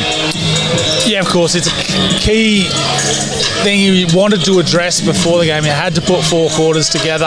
That's a nice challenge at the rim, and Webb's off to the races. Makes no mistake. Great start. Yeah, much of a muchness. You want the same. Pretty much if they could do 2 similar quarters there as the It's first. time now for the... So we're going up and back. Spurs, good aggressive move there.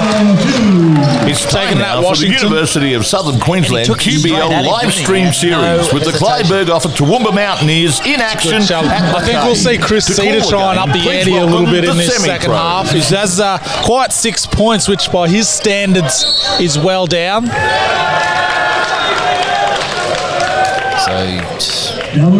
Double dribble there called on Ragu. He's not too keen on the call. Challenging that one. Well, Chris Cedar and players like that, they have to step it up, Steve. They're down 10. They probably wouldn't have expected to find, I'm sure they didn't expect to find themselves in this position heading into the second half. Coming to town. So 55 plays 45. We're a minute into the second half. Great seal inside to Washington. He might have a bit more luck down that end than this end. But he had a great seal. He uses his body well. It does the work, yeah. It does the work before the ball comes around. Ball gets to the wing and he's got that wide open look. He's got his defender on his back and all you got to do is feed him the ball where he's handed and he's got the easy layup. And he's making the most of those opportunities here. So 55-47 now. So here we have that man you spoke about, Cedar. Classy move there. And he's just such a smooth player. It looks like he's in second gear running around. You could nearly be forgiven for accusing him of not trying half the time in the game, but he's just that smooth. But when he wants to turn it on, he's got the jets too. Even in his bit elderly age. You said that, not me. So we move up the court here. Tough shot from Martin here. He's pulled out for 3 there. That one's rimmed out. Derek Newton cleaning up the scraps. They've cranked it up. They have, and they several have notches. Say that Jason Borg might have given him a bit of spray at halftime. Good old fashioned. So Toowoomba has to answer that call. So they're going up a few gears. Gee, good hands from Renko to recover that. Little knuckleball thrown out there from Spurgeon. Sure. Didn't do him any favours, but he was good enough to get control and make the bucket. He's got a nice little floater or mid-range game, Renko. Derek Newton on the outside, looking at the 3, puts it on the floor, 1 dribble pull-up. Look good out of the hands, straight into the hands. Probably not the bloke you wanted it to. They get away with one there. Here goes Webb looking to push the ball. Now slows down, kicks it out. Renko. Good find there.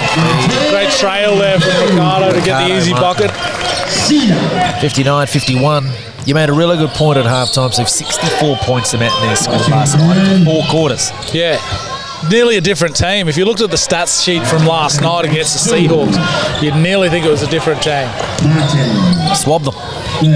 Ricardo Martin right in front of us. That looks good. Pulls up short. Oh, he's absolutely copped a hip and shoulder there from Cedar. Off the ball. Chris Cedar not happy with the call.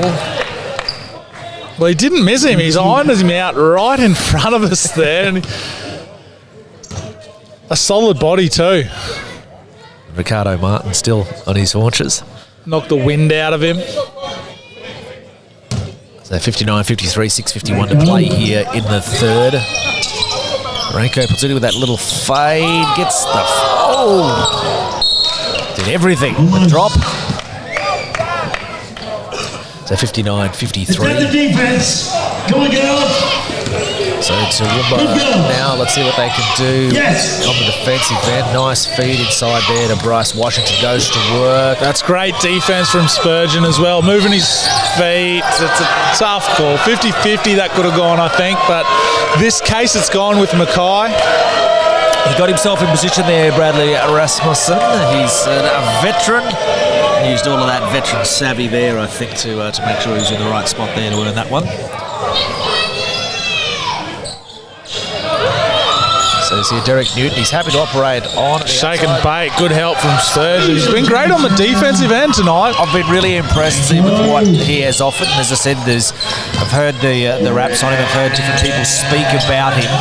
But he's a young man who's got a definite future in this game, doesn't he? At the age that he is playing, the level of basketball he's playing. Oh, he might have just got that off the board. But for what he's doing at the age that he is, and this level of competition, and look, there's probably fewer stiffer tests in the competition than up against a bloke like Bryce Washington. Yeah, for sure, and he's just taken every challenge that's been put in front of him. As Webb goes from the wing, bounces out. Every challenge that's been put in front of him, he's been able to graduate.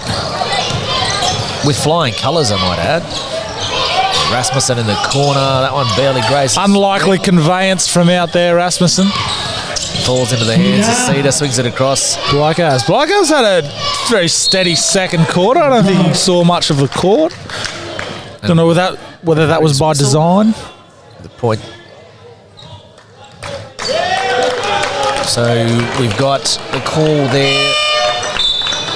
The basket counts. I don't know, they've made a call, a holding foul after the shot. Yeah, I'm happy to see that let go. I think that's a bit of a soft call there from the ref. They're banging bodies inside, and to call that on the rebound, the shot's gone down. Play the basket, play the game. I don't think there's necessary to call that sort of call. They close the gap to 2 though, Mackay. Another key timeout called here as well by Coach Danny Breen. We mentioned it before, but they've turned up the dial well and truly a couple of notches here, Mackay. Yeah, for sure. They're really trying to push it into Washington. Newton's more aggressive. Cedar's more aggressive. So they're big three. They're guys that they really rely on. They're guys that are putting the points in night in, night out for them. They're really looking to those guys to lead from the front. So what do you want to see from Toowoomba now? What do they have to do? They have to go up with Mackay. They do. They've just got to. I think they can still push the ball. If they push the ball in transition, get those baskets. They're half-court sets. They don't want to fall into the trap of dribbling the air out of the ball, one person getting it and trying to do everything. They've had that good spread. They need to continue with that. Move the ball, get the open shot, take your open looks. They've been unselfish, which has been a thing as well. I think it's been a key part of their success. They've been willing to move the ball, and defensively they've worked very, very well as a team. Like playing team defense has been something that has held them in good stead as well. They have, as we see them drop into a zone here as well to consolidate that keyway. They've been able to help over on rotations, get a hand on the shot, just like there. Spurgeon was able to get a hand on the shot and affect that. It's harder to shoot when you've got somebody coming at you with a hand in your face. And a cheap turnover here. Newton goes the other way. Webb was happy to give up the foul without... good foul as well. Yeah, didn't want to make him earn him from the stripe. Not going to give him the easy one with the lay-in. So good veteran play. There we see. So Renko comes out of the game. Malat comes back in. So Renko Pusalijic is out of the game for the moment. Malat comes in. And he's been good for the Mountaineers tonight as well. They've had a lot of really good performers.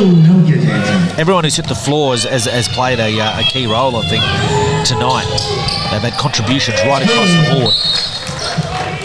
Yeah, they definitely have done a job. You have a look. Weber 7, Martin's got 8, Branko's got 6, Jay Spurgeon's got 9, Abraham Yak's got 6, Will Mitchell's got 6, Josh Ozovich, he's chipped in with 2. So everybody who's hit the court has hit the points. The score sheet. Well on the block here. Gonna have to come up with something. He finds his... That one rims in and out. So 59-58. Mackay could take the lead here. And this is where They're making their run, so even if Mackay do hit the front and they get a stretch, Toowoomba's got to hang tough. They've got to keep this game close. Nice little fake on the Euro step there by Lucas Blackhouse. That'll be the first time they've been in front for a long period of time, I'd suggest, the visitors.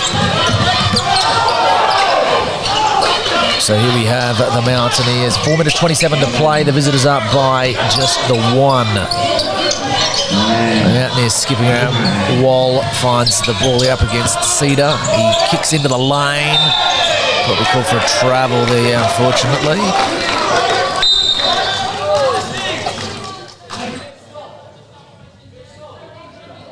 So that's the call there. Now the referee Matty Crowley. Just letting the coaches and the benches know who's in charge here. Not happy with some of the commentary from both teams, I'd suggest. So Cedar with the ball, bringing us back into play. Yeah. This has been a good quarter for Mackay. They've eaten, not only have they eaten into that lead, they've hit the front. Still 4 minutes to play. We spoke about this for the Mountaineers, so they only an 8-point quarter thus far. Rebound there by Cameron Webber, but again, they were able to play pretty good team defense there, I thought. And now Webber drives, misses there. So these are those scoring droughts you talked about, Steve. So just 8 that they put up here for the quarter. Cedar inside. Nice little drop-off pass from Washington too, so up 3. Mountaineers really need to get a good set, get a good look at a bucket here. Just to stem that flow, just for their own confidence. And they're going to look to isolate. Wall looks on the blocks at the top. Malat drops one and it doesn't go. Got the good look though. Can't argue with the shot that they got at the end of that play. Nice move inside there, Derek Newton. Very good. So 5-point lead. We went from a 10-point deficit to a 5-point lead from Mackay. That's the scenario that they came out for to start the second half. As I said, they've more than turned that around. Will Mitchell has a look. Happy to take that. Rims in and out while working hard on the block. Cameron Webber. That one rims out as well. Just going through a real scoring drought at the moment here. What do you want to see them run, Steve? Where is Toowoomba going to find an easy bucket? Well, I'd like to see Ricardo Martin out there and get him being aggressive to the basket. With the squad they've got on the court, I don't know where you're going to go. Are you going to give it up to Wall to try and create something inside? Ranko Puslovic has just gone back in. These guys have got to push the ball. They've got to push the tempo, try and get some transition baskets. You haven't got anyone on the court who's going to be able to probably create that shot. Yeah, create that shot or take over the game. So they're going to have to do it as a team. They're going to have to get their offensive sets moving a bit better. So 2 minutes 18 to play. Bluebacks bang. 59-67. Huge quarter for Mackay. 23-8, so that 15 point. It's been the story of the game. The first 2 periods, without doubt, belonged to Toowoomba. Familiar curl cut from Cameron Webber. Off a screen there. Again, you talked about one of the unsung heroes. Will Mitchell said a great big theme at the top. Webber, as we've seen so many times, it's something he's very, very good of, curling off those off those picks and able to get into the lane and finish. Yeah, it's one of his pet plays too, that little runner, little floating, rolling finger roll down the lane. Can't get the bonus. So Cedar looking to make things happen. And again, as I said, credit there to Will Mitchell setting that pick and creating that opportunity. They're the sort of things that they don't pop up on the score sheet, but I'm sure players like Cameron Webber know and appreciate the work that his big man did for him. So there is the man who's moving out. Mitchell flares across to the top. They're going to try and get Wild there on the block. Webber Curling back out there. It's good defence there from Cedar. I think they'll put a couple back. Ooh, a bit unlucky there. They might have got a second back on the clock, but they're going to give it the violation.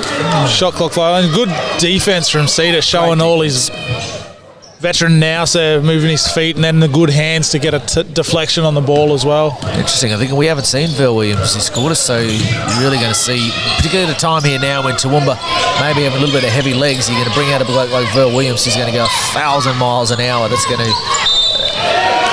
And while he's just trying to out-jump Washington there, and Washington's going to win that every day of the week. If you don't put a body on him, get him on your back, if you're going to try and out-muscle him, it's not going to happen. So Wall's really got to do better in that rebounding situation. So 69-61, huge quarter. It was it 26-10. So Wall scrambles there to get the rebound. So we're under a minute to play here. So the Mountaineers looking to finish the quarter strong. So they're just a bit lost, it seems, in their half-court offense for now as Newton can't get it to go. Over the back foul there on Williams. Verl. So what have we got? So we look at the team foul situation here as well. So 5 for Toowoomba. So still, and 3 for Mackay. So still well short of the mark there. Williams applying that full court pressure. It's Webber looking for an option. So Renko getting into the lane, kicks on out there. That one does all but drop. I think that'll stay with the Mountaineers as it does. If they needed any help or advice on it, Wall was happy to let them know which way it went out. Referees agree with him.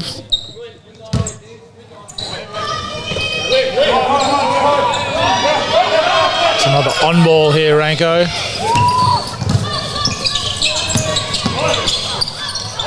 Malat. That's a nice finish inside. Got him in the air. Inside too. Step through, reduces the margin to 6.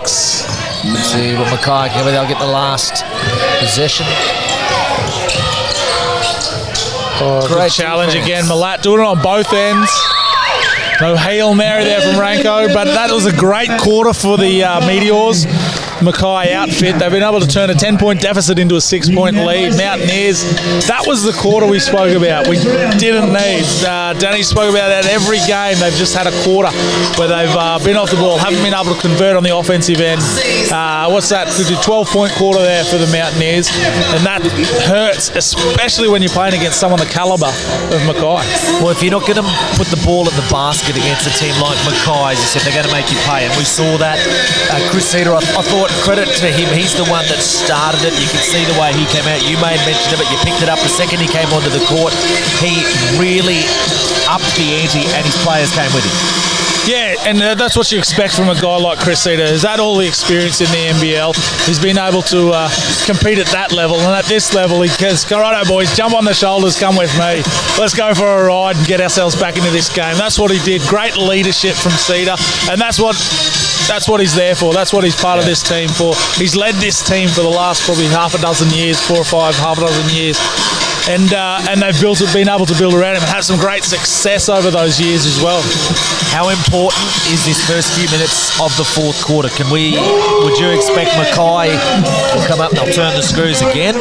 They will. They'll be really trying to push the issue, lift the level again. We definitely can't win it in this first couple of minutes, but we can lose it. So we need to be able to hang tough, keep this margin, probably reduce it, and you've got to get in the fight. You've got to go punch for this first 5 minutes. You've got to be there when the whips are cracking. Give yourself an opportunity to get over the top of them and get a win at the end of the game. Well, let's see who elected to have out on the floor to start us here on the fourth. We see Cameron Webber coming out. Renko's out there also. Malat. We have Preston Wall and Will Mitchell. Same squad as what finished the third there. I don't think it'll be too long till we see Ricardo Martin Jr. back out there in the thick of things. I think they need to do it.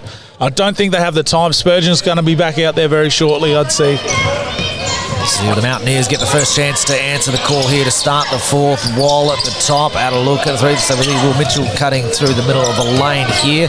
So we see Renko getting into the middle. He's had a lot of success in that area. Unfortunately, that one rims out. So to see Mackay coming in there. Rasmussen catches it in motion. Derek Newton down on the block. Blueback's out. He puts up the 3. That's a foul. He's missed. We got the foul call. The rebound. He's aggressively chased his own miss there. Now we get, ladies and gentlemen, absolutely a foul there. We've also got the SPL boys playing at St Mary's. And here we see that full court pressure again here. So Renko gets us up over half court. Cameron Webber, Wall from the top. Renko curling back around here, around to the 45. Wall sets that pick at the top, steps back over, puts up the 3. That one's short. Will Mitchell battles hard in there. That's Cameron Webber. But it falls the way of Washington onto Verl Williams. Bluebacks kicks it out. Back to Rasmussen now. Derek Newton's got a smaller player there, and Cameron Webber on him, goes to the fadeaway. Makes that one drop. First points of the fourth quarter.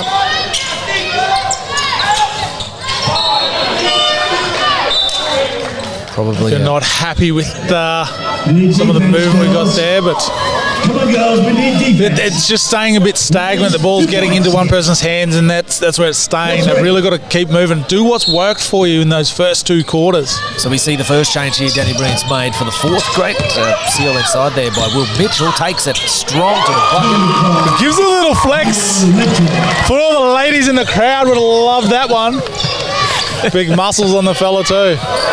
And he just gets a 3 ball popped straight in your eye. Thanks for coming, Newton, the other end with the answer. But good aggressive move from Mitchell, not afraid to take it to the more experienced team. Good move inside again there from Preston Wall.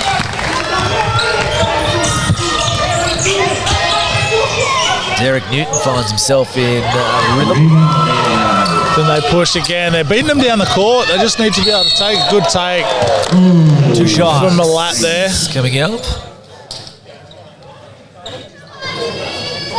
So he'll go to the line to shoot 2.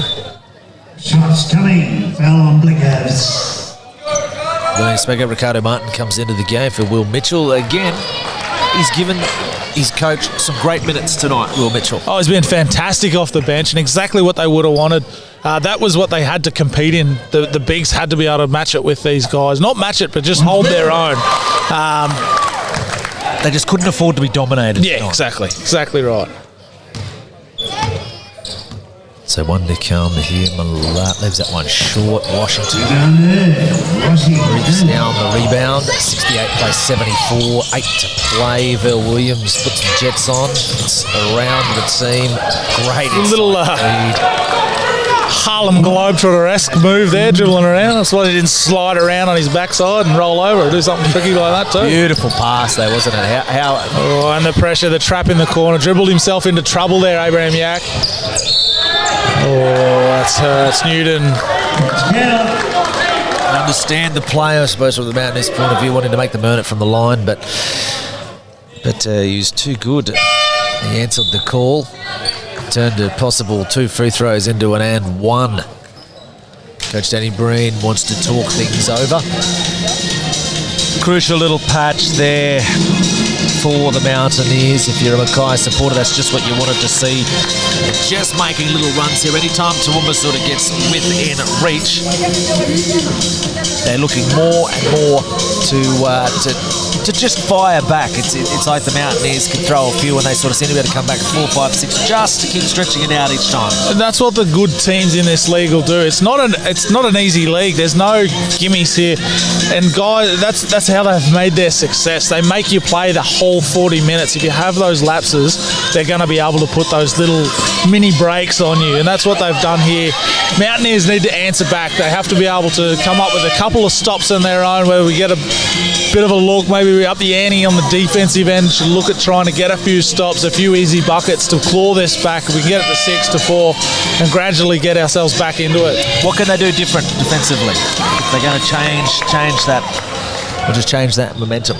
I don't know. You might be able to look at pressing up the court there. Like, you got great guards. Maybe why Verl's on the court. We got Chris Cedar back in the game now too, so he's a wily veteran. He's going to be able. They're going to know what to do. Break it, press. whether you just need to slow them up, slow the ball handling up. They're a tough matchup, Mackay, so they're going to be hard to stop. Well, we'll see what Coach Danny Breen has come up with here. I tell you what, like most coaches, he does plenty of pacing up and down that sideline. He's wearing there'd be a fair tread going up and down the front of that bench. I'll give you the Still not a hair out of place, though. So as you see, Cam Webber goes hard into the body. Flips up with the non-preferred left. Good finish. So 70 now. They'll need to get a stop back into a man-to-man. So Wall's tough assignment in Washington. He does well. A quick three. Make foul. It's going to come down to fouls. You need Mackay going to have to miss free throws too. They're scrapping with him. Left onto the clock. It finds probably the wrong man. Yes. Good play from Mackay. They were able to weather that storm, and then in the end they find the right man, the ball in his hands at the right time, and he makes them pay. So 70 out to 82. Wall inside. Just beasting there on Washington. Give him a bit of a taste of his own medicine there. Strong move on the block. Phil Williams a little bit out of control. Ball's on the deck. The Mountaineers now they need to push. If they can push the ball up the court here. Right on cue. Ricardo Martinez just he's happy to count it too. Well, the 130-odd game veteran Steve asked for us to push the ball. He did just that. He's come up with the basket. He's got some jets of his own when he wants to, just underutilised. But this last 6 minutes, that transition, you get an easy bucket. Push the ball. These bigger Mackay guys, you've seen the bulk of their starters have played big minutes. They haven't got much off their bench. It could be a factor. Their legs maybe starting to get heavy. If we can push that, take the issue, make them work, get that lactic acid building up. 6:33 to play, 82 plays 74. Thanks to North Build, the live stream sponsor of our match this afternoon. We could be headed towards a grandstand finish. 82 plays 74 after the timeout. The Mountaineers on the free throw line. Ricardo Martin looking to cut that margin to 7. One thing on the Mountaineers side is there is plenty of time. Yeah, as we see in the timeout there, Jason Borg's just trying to urge his team to settle it down, slow it down. They need to keep control of this. Well, on the flip side, Danny will be over there trying to ramp his guys up, trying to really push the issue. Get Mackay a bit flustered. Probably something they wouldn't have expected to be tonight coming into this building. No. So the Mountaineers come out now. So we'll see Martin stepping up to the line, hopefully looking to finish the end one play here. As a real hush goes over the stadium.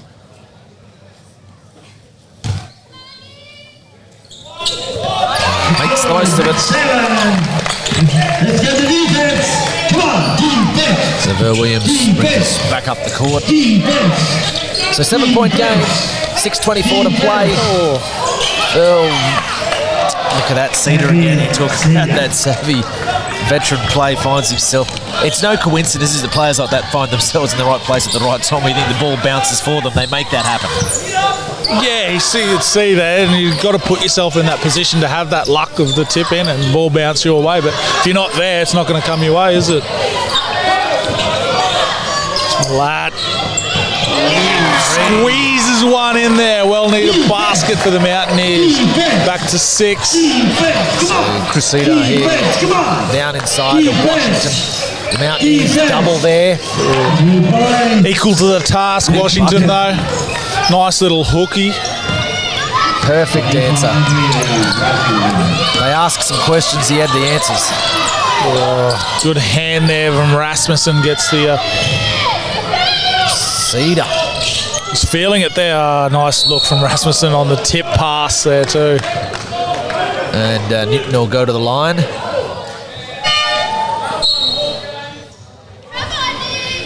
That's a tough one, I think, to take for Coach Danny Breen. They worked hard down there. They turned the ball over. They look like we're going to get away with it, but then the offensive board falls the way of Mackay, and now we have one of their stars tonight, Newton at the line. Makes no mistake with the first.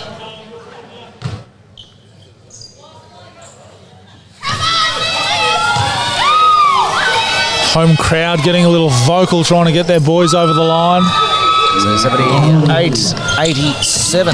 Margins 9. Look at Ricardo Martin. Talk about putting those jets on. And we needed to see more of that. We saw a lot of that in the first. Now it's coming to life again in the fourth. Good hands. So look, they need to make the pass. Oh, it's a good look. Good finish. Beautiful look in the end there from Ranko, and you could see steaming ahead, calling for the ball was Ricardo Martin. Ranko able to get it to him. So back to 5. Washington operating out on the 3-point line now. Newton with that fadeaway, which has been good for him. Oh, good look. Oh, Walls found himself underneath the basket, but he's able to get position and get the 2. He's happy about that one too. I think that scores. Yeah, there we are. 3-point game. Tell you what, Wall knew about it. He was looking at the board. He was telling them 87, 84, 4 to play. As this Toowoomba crowd comes to life. Verl Williams in the lane. Nice little jump shot to stem the flow. Really need to keep pushing the tempo here. The Mountaineers. Ranko to Wall.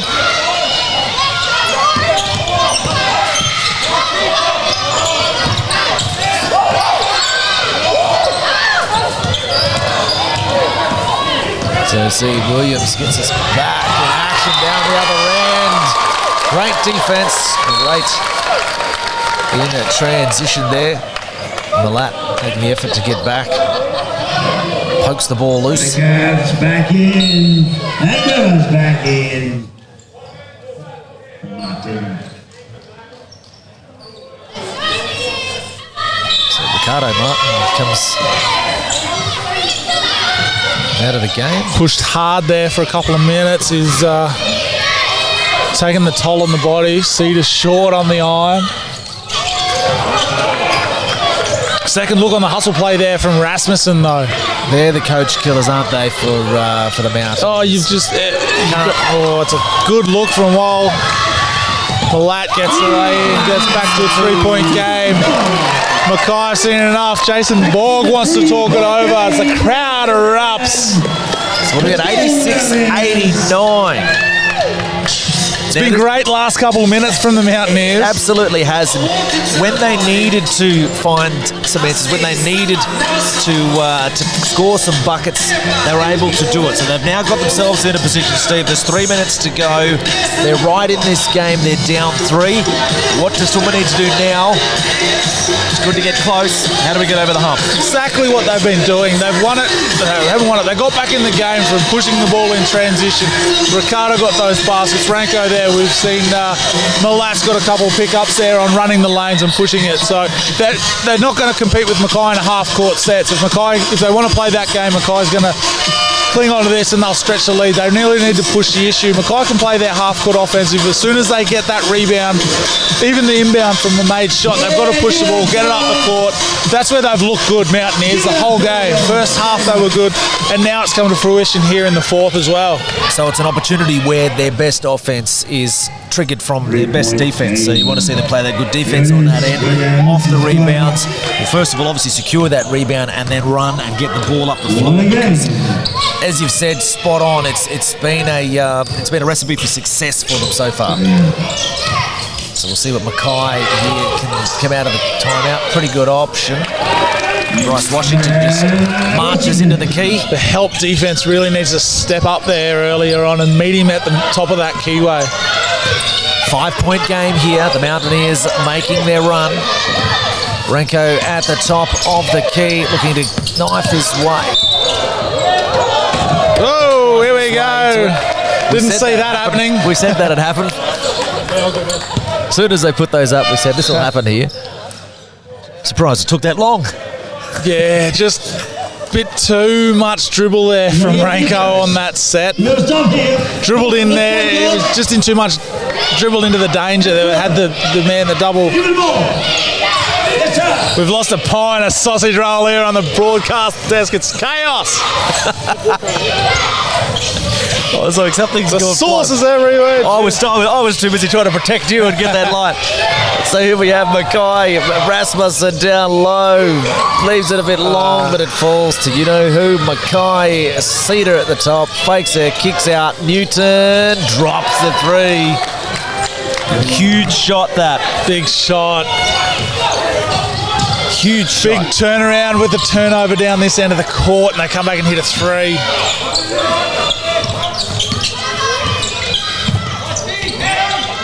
Short. Off the bottom of the net.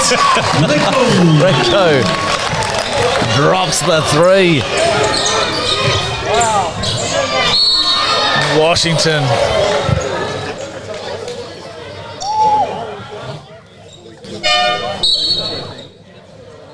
You can see their studs. Time, crunch time, clutch time, time to win. They're going to go to their studs. This is what they get paid the big bucks for. And I was about to say, I don't think it'll be long before we see Ricardo Martin back into the game, but here he is. So he's checked back in. He's going to be crucial for this last minute 40 or so. So we've got a 6-point game.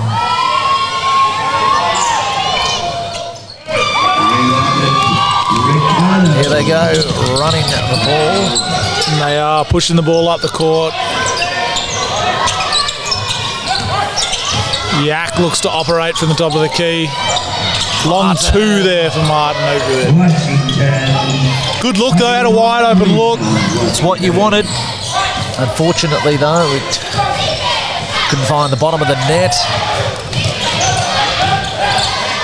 So Cedar. Good find there from Washington. Beautiful find there. So there's your big three that have worked together there. You saw it go from Cedar to Washington, who found the right man sitting under the bucket, who's delivered, and he's had a big game. Derek Newton, he had quite a few points on the board, I would imagine. You look at the score there. 25 for Derek Newton tonight, leading all scorers. Bryce Washington's not far behind though with 23 points and 23 boards. 24 boards, it's just ticked over there. 24 boards. Newton on 27 points as we see the update Throw in there. 5 dimes for your trouble there as well. 2 steals, 1 turnover. That's a cracking stat line there from Washington. And even you look at Rasmussen there as well. He's had a big game there. Shot the ball at a very efficient percentage. 14 points, 9 boards to go with it. 4 assists as well. So these big players stepping up here and delivering. You could say that's nearly the quietest 23 and 24 game that I've seen. Oh, yeah, exactly. We're talking about they've done a pretty good job on him, which they actually. And you look at his percentages. He's actually shot the ball quite well. If you think of the amount of those shots that he had there in that first half that rimmed in and out, he's shooting 10 of 16. Not bad. So we have the Mountaineers. It's tough from here. They need some baskets. And they're going to need a little bit to go their way with it as well. But we'll start with this possession and see what they can come up with. Absolutely. Foul call. Minute 8 to play here, so 97 plays 89. The fourth team foul. Possession. Put him into the bonus after this.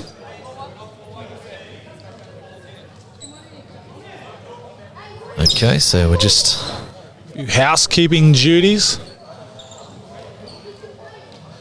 Ross Washington showing he can do it all. He's got the towel, he's cleaning up the sweat, he's grabbing the rebounds.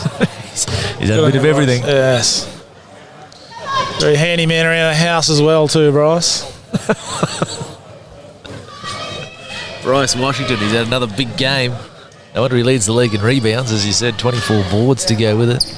Clean the boards, clean the floors. On you, Bryce, but here we go. Mountaineers do need to get a score this possession. Let's see what they can come up with.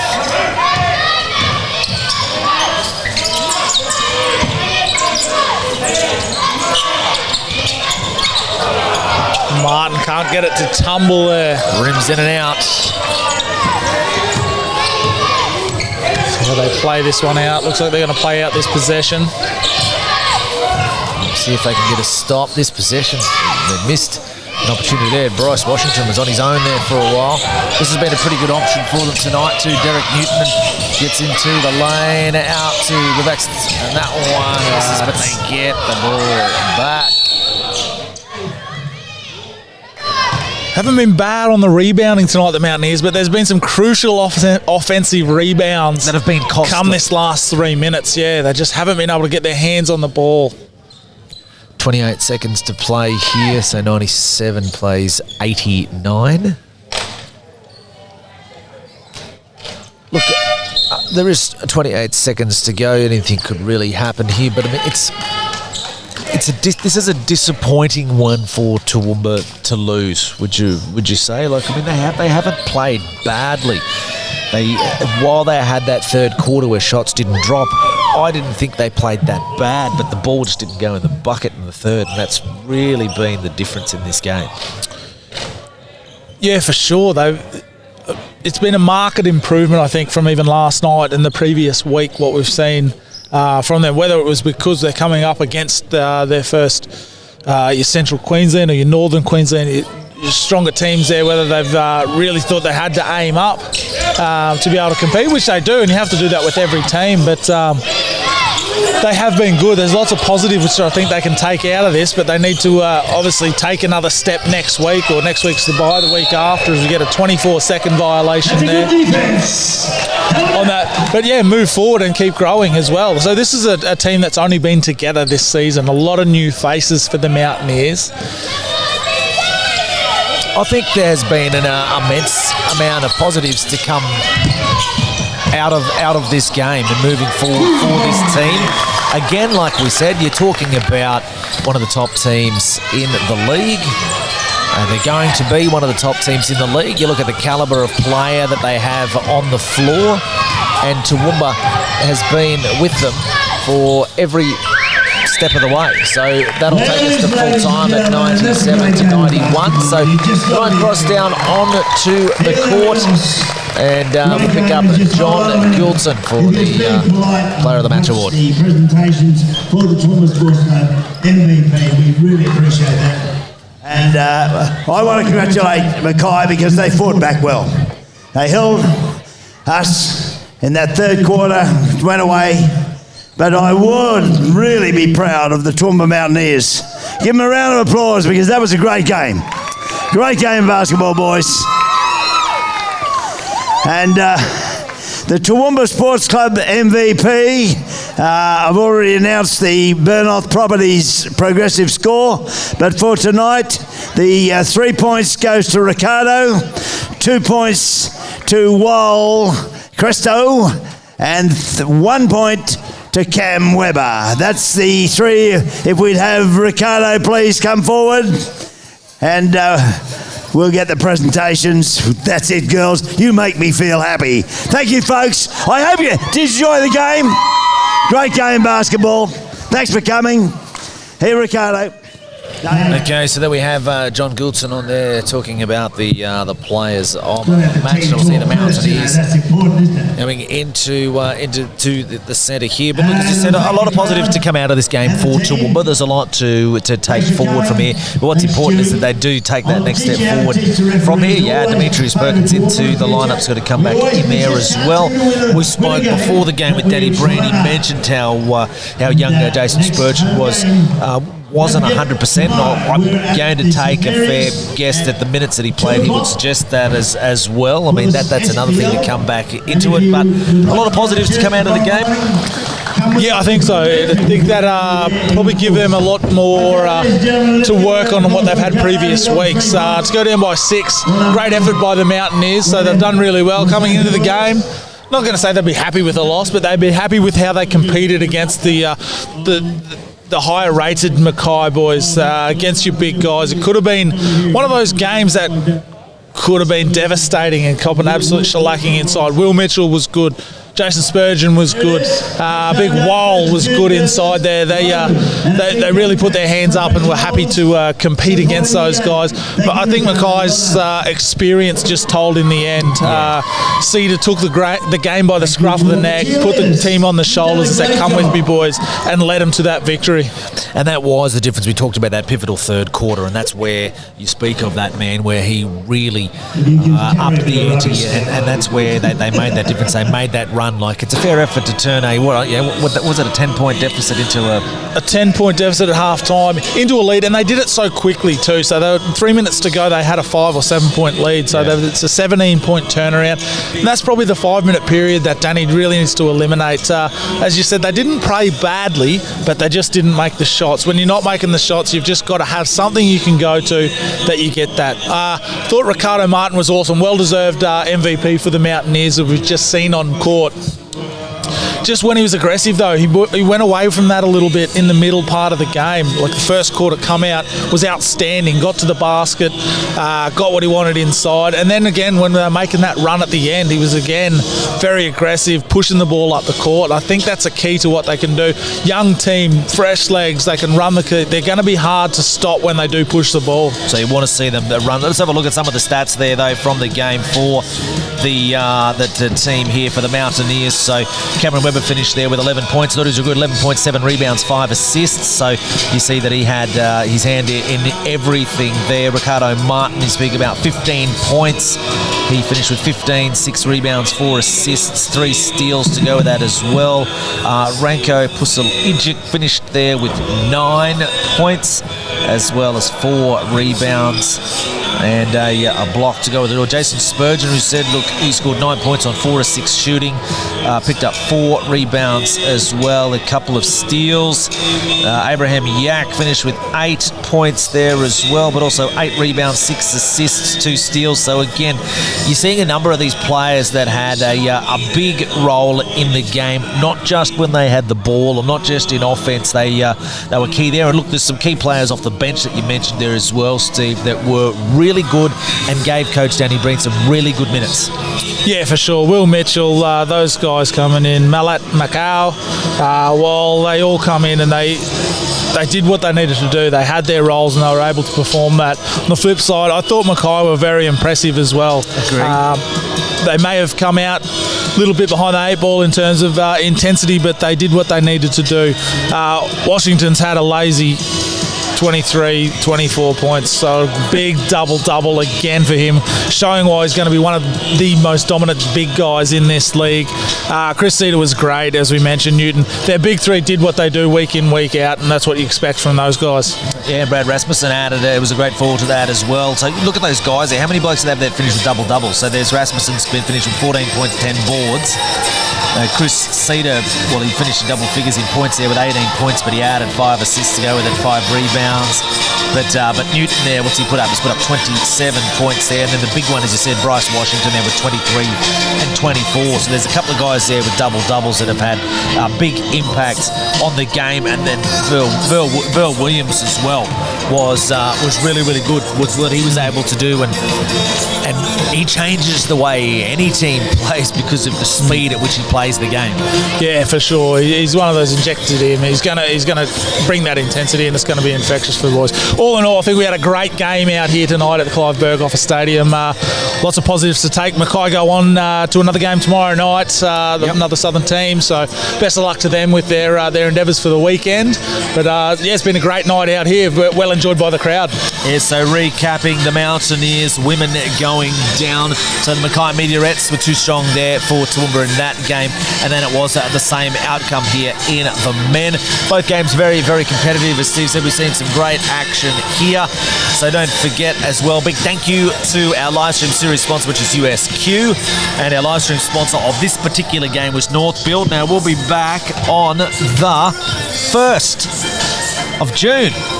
So 1st of June against the Logan Thunder is our next game here. We've got back-to-back weeks there. Then on the 8th, up against the Gold Coast Rollers. So Logan and the Gold Coast on the 1st and the 8th home games here for the Mountaineers. So we look forward to those. So that's our next home game. So thanks to all of the team who helped us put together with the live stream. We'll see you on the 1st for the Mountaineers versus the Logan Thunder.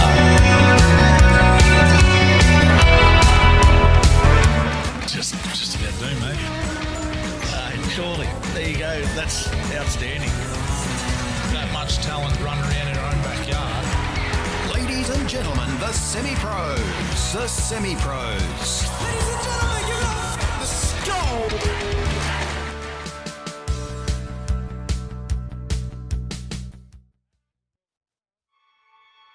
Down here, anything's possible.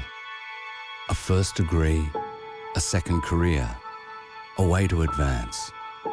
As the #1 uni for graduate employment in Queensland, the University of Southern Queensland has helped over 100,000 students become more from more places, on their own terms, in their own time, with 24/7 access and over 100 online degrees. Become more from more places with USQ.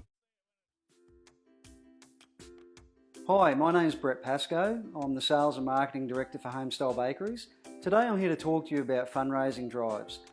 We've been doing fundraising drives at Homestyle for nearly 30 years now, and we're very proud of the tradition that we've had with fundraising drives and the success we've had with them. We are one of few bakeries that continue to do fundraising drives, and with the colder weather upon us now, it's the perfect time to do a fundraising drive with Homestyle.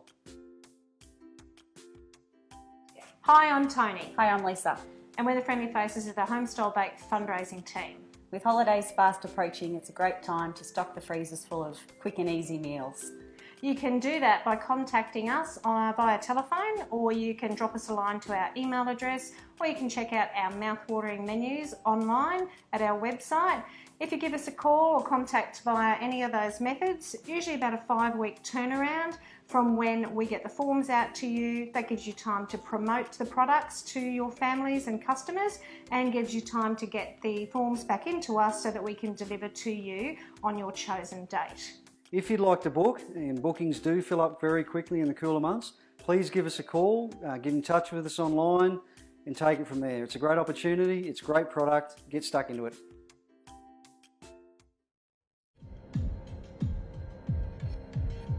Toowoomba Together wants to break the silence by empowering our sporting clubs to join together and embed social change. Do we accept abusing players or officials? Not in our club.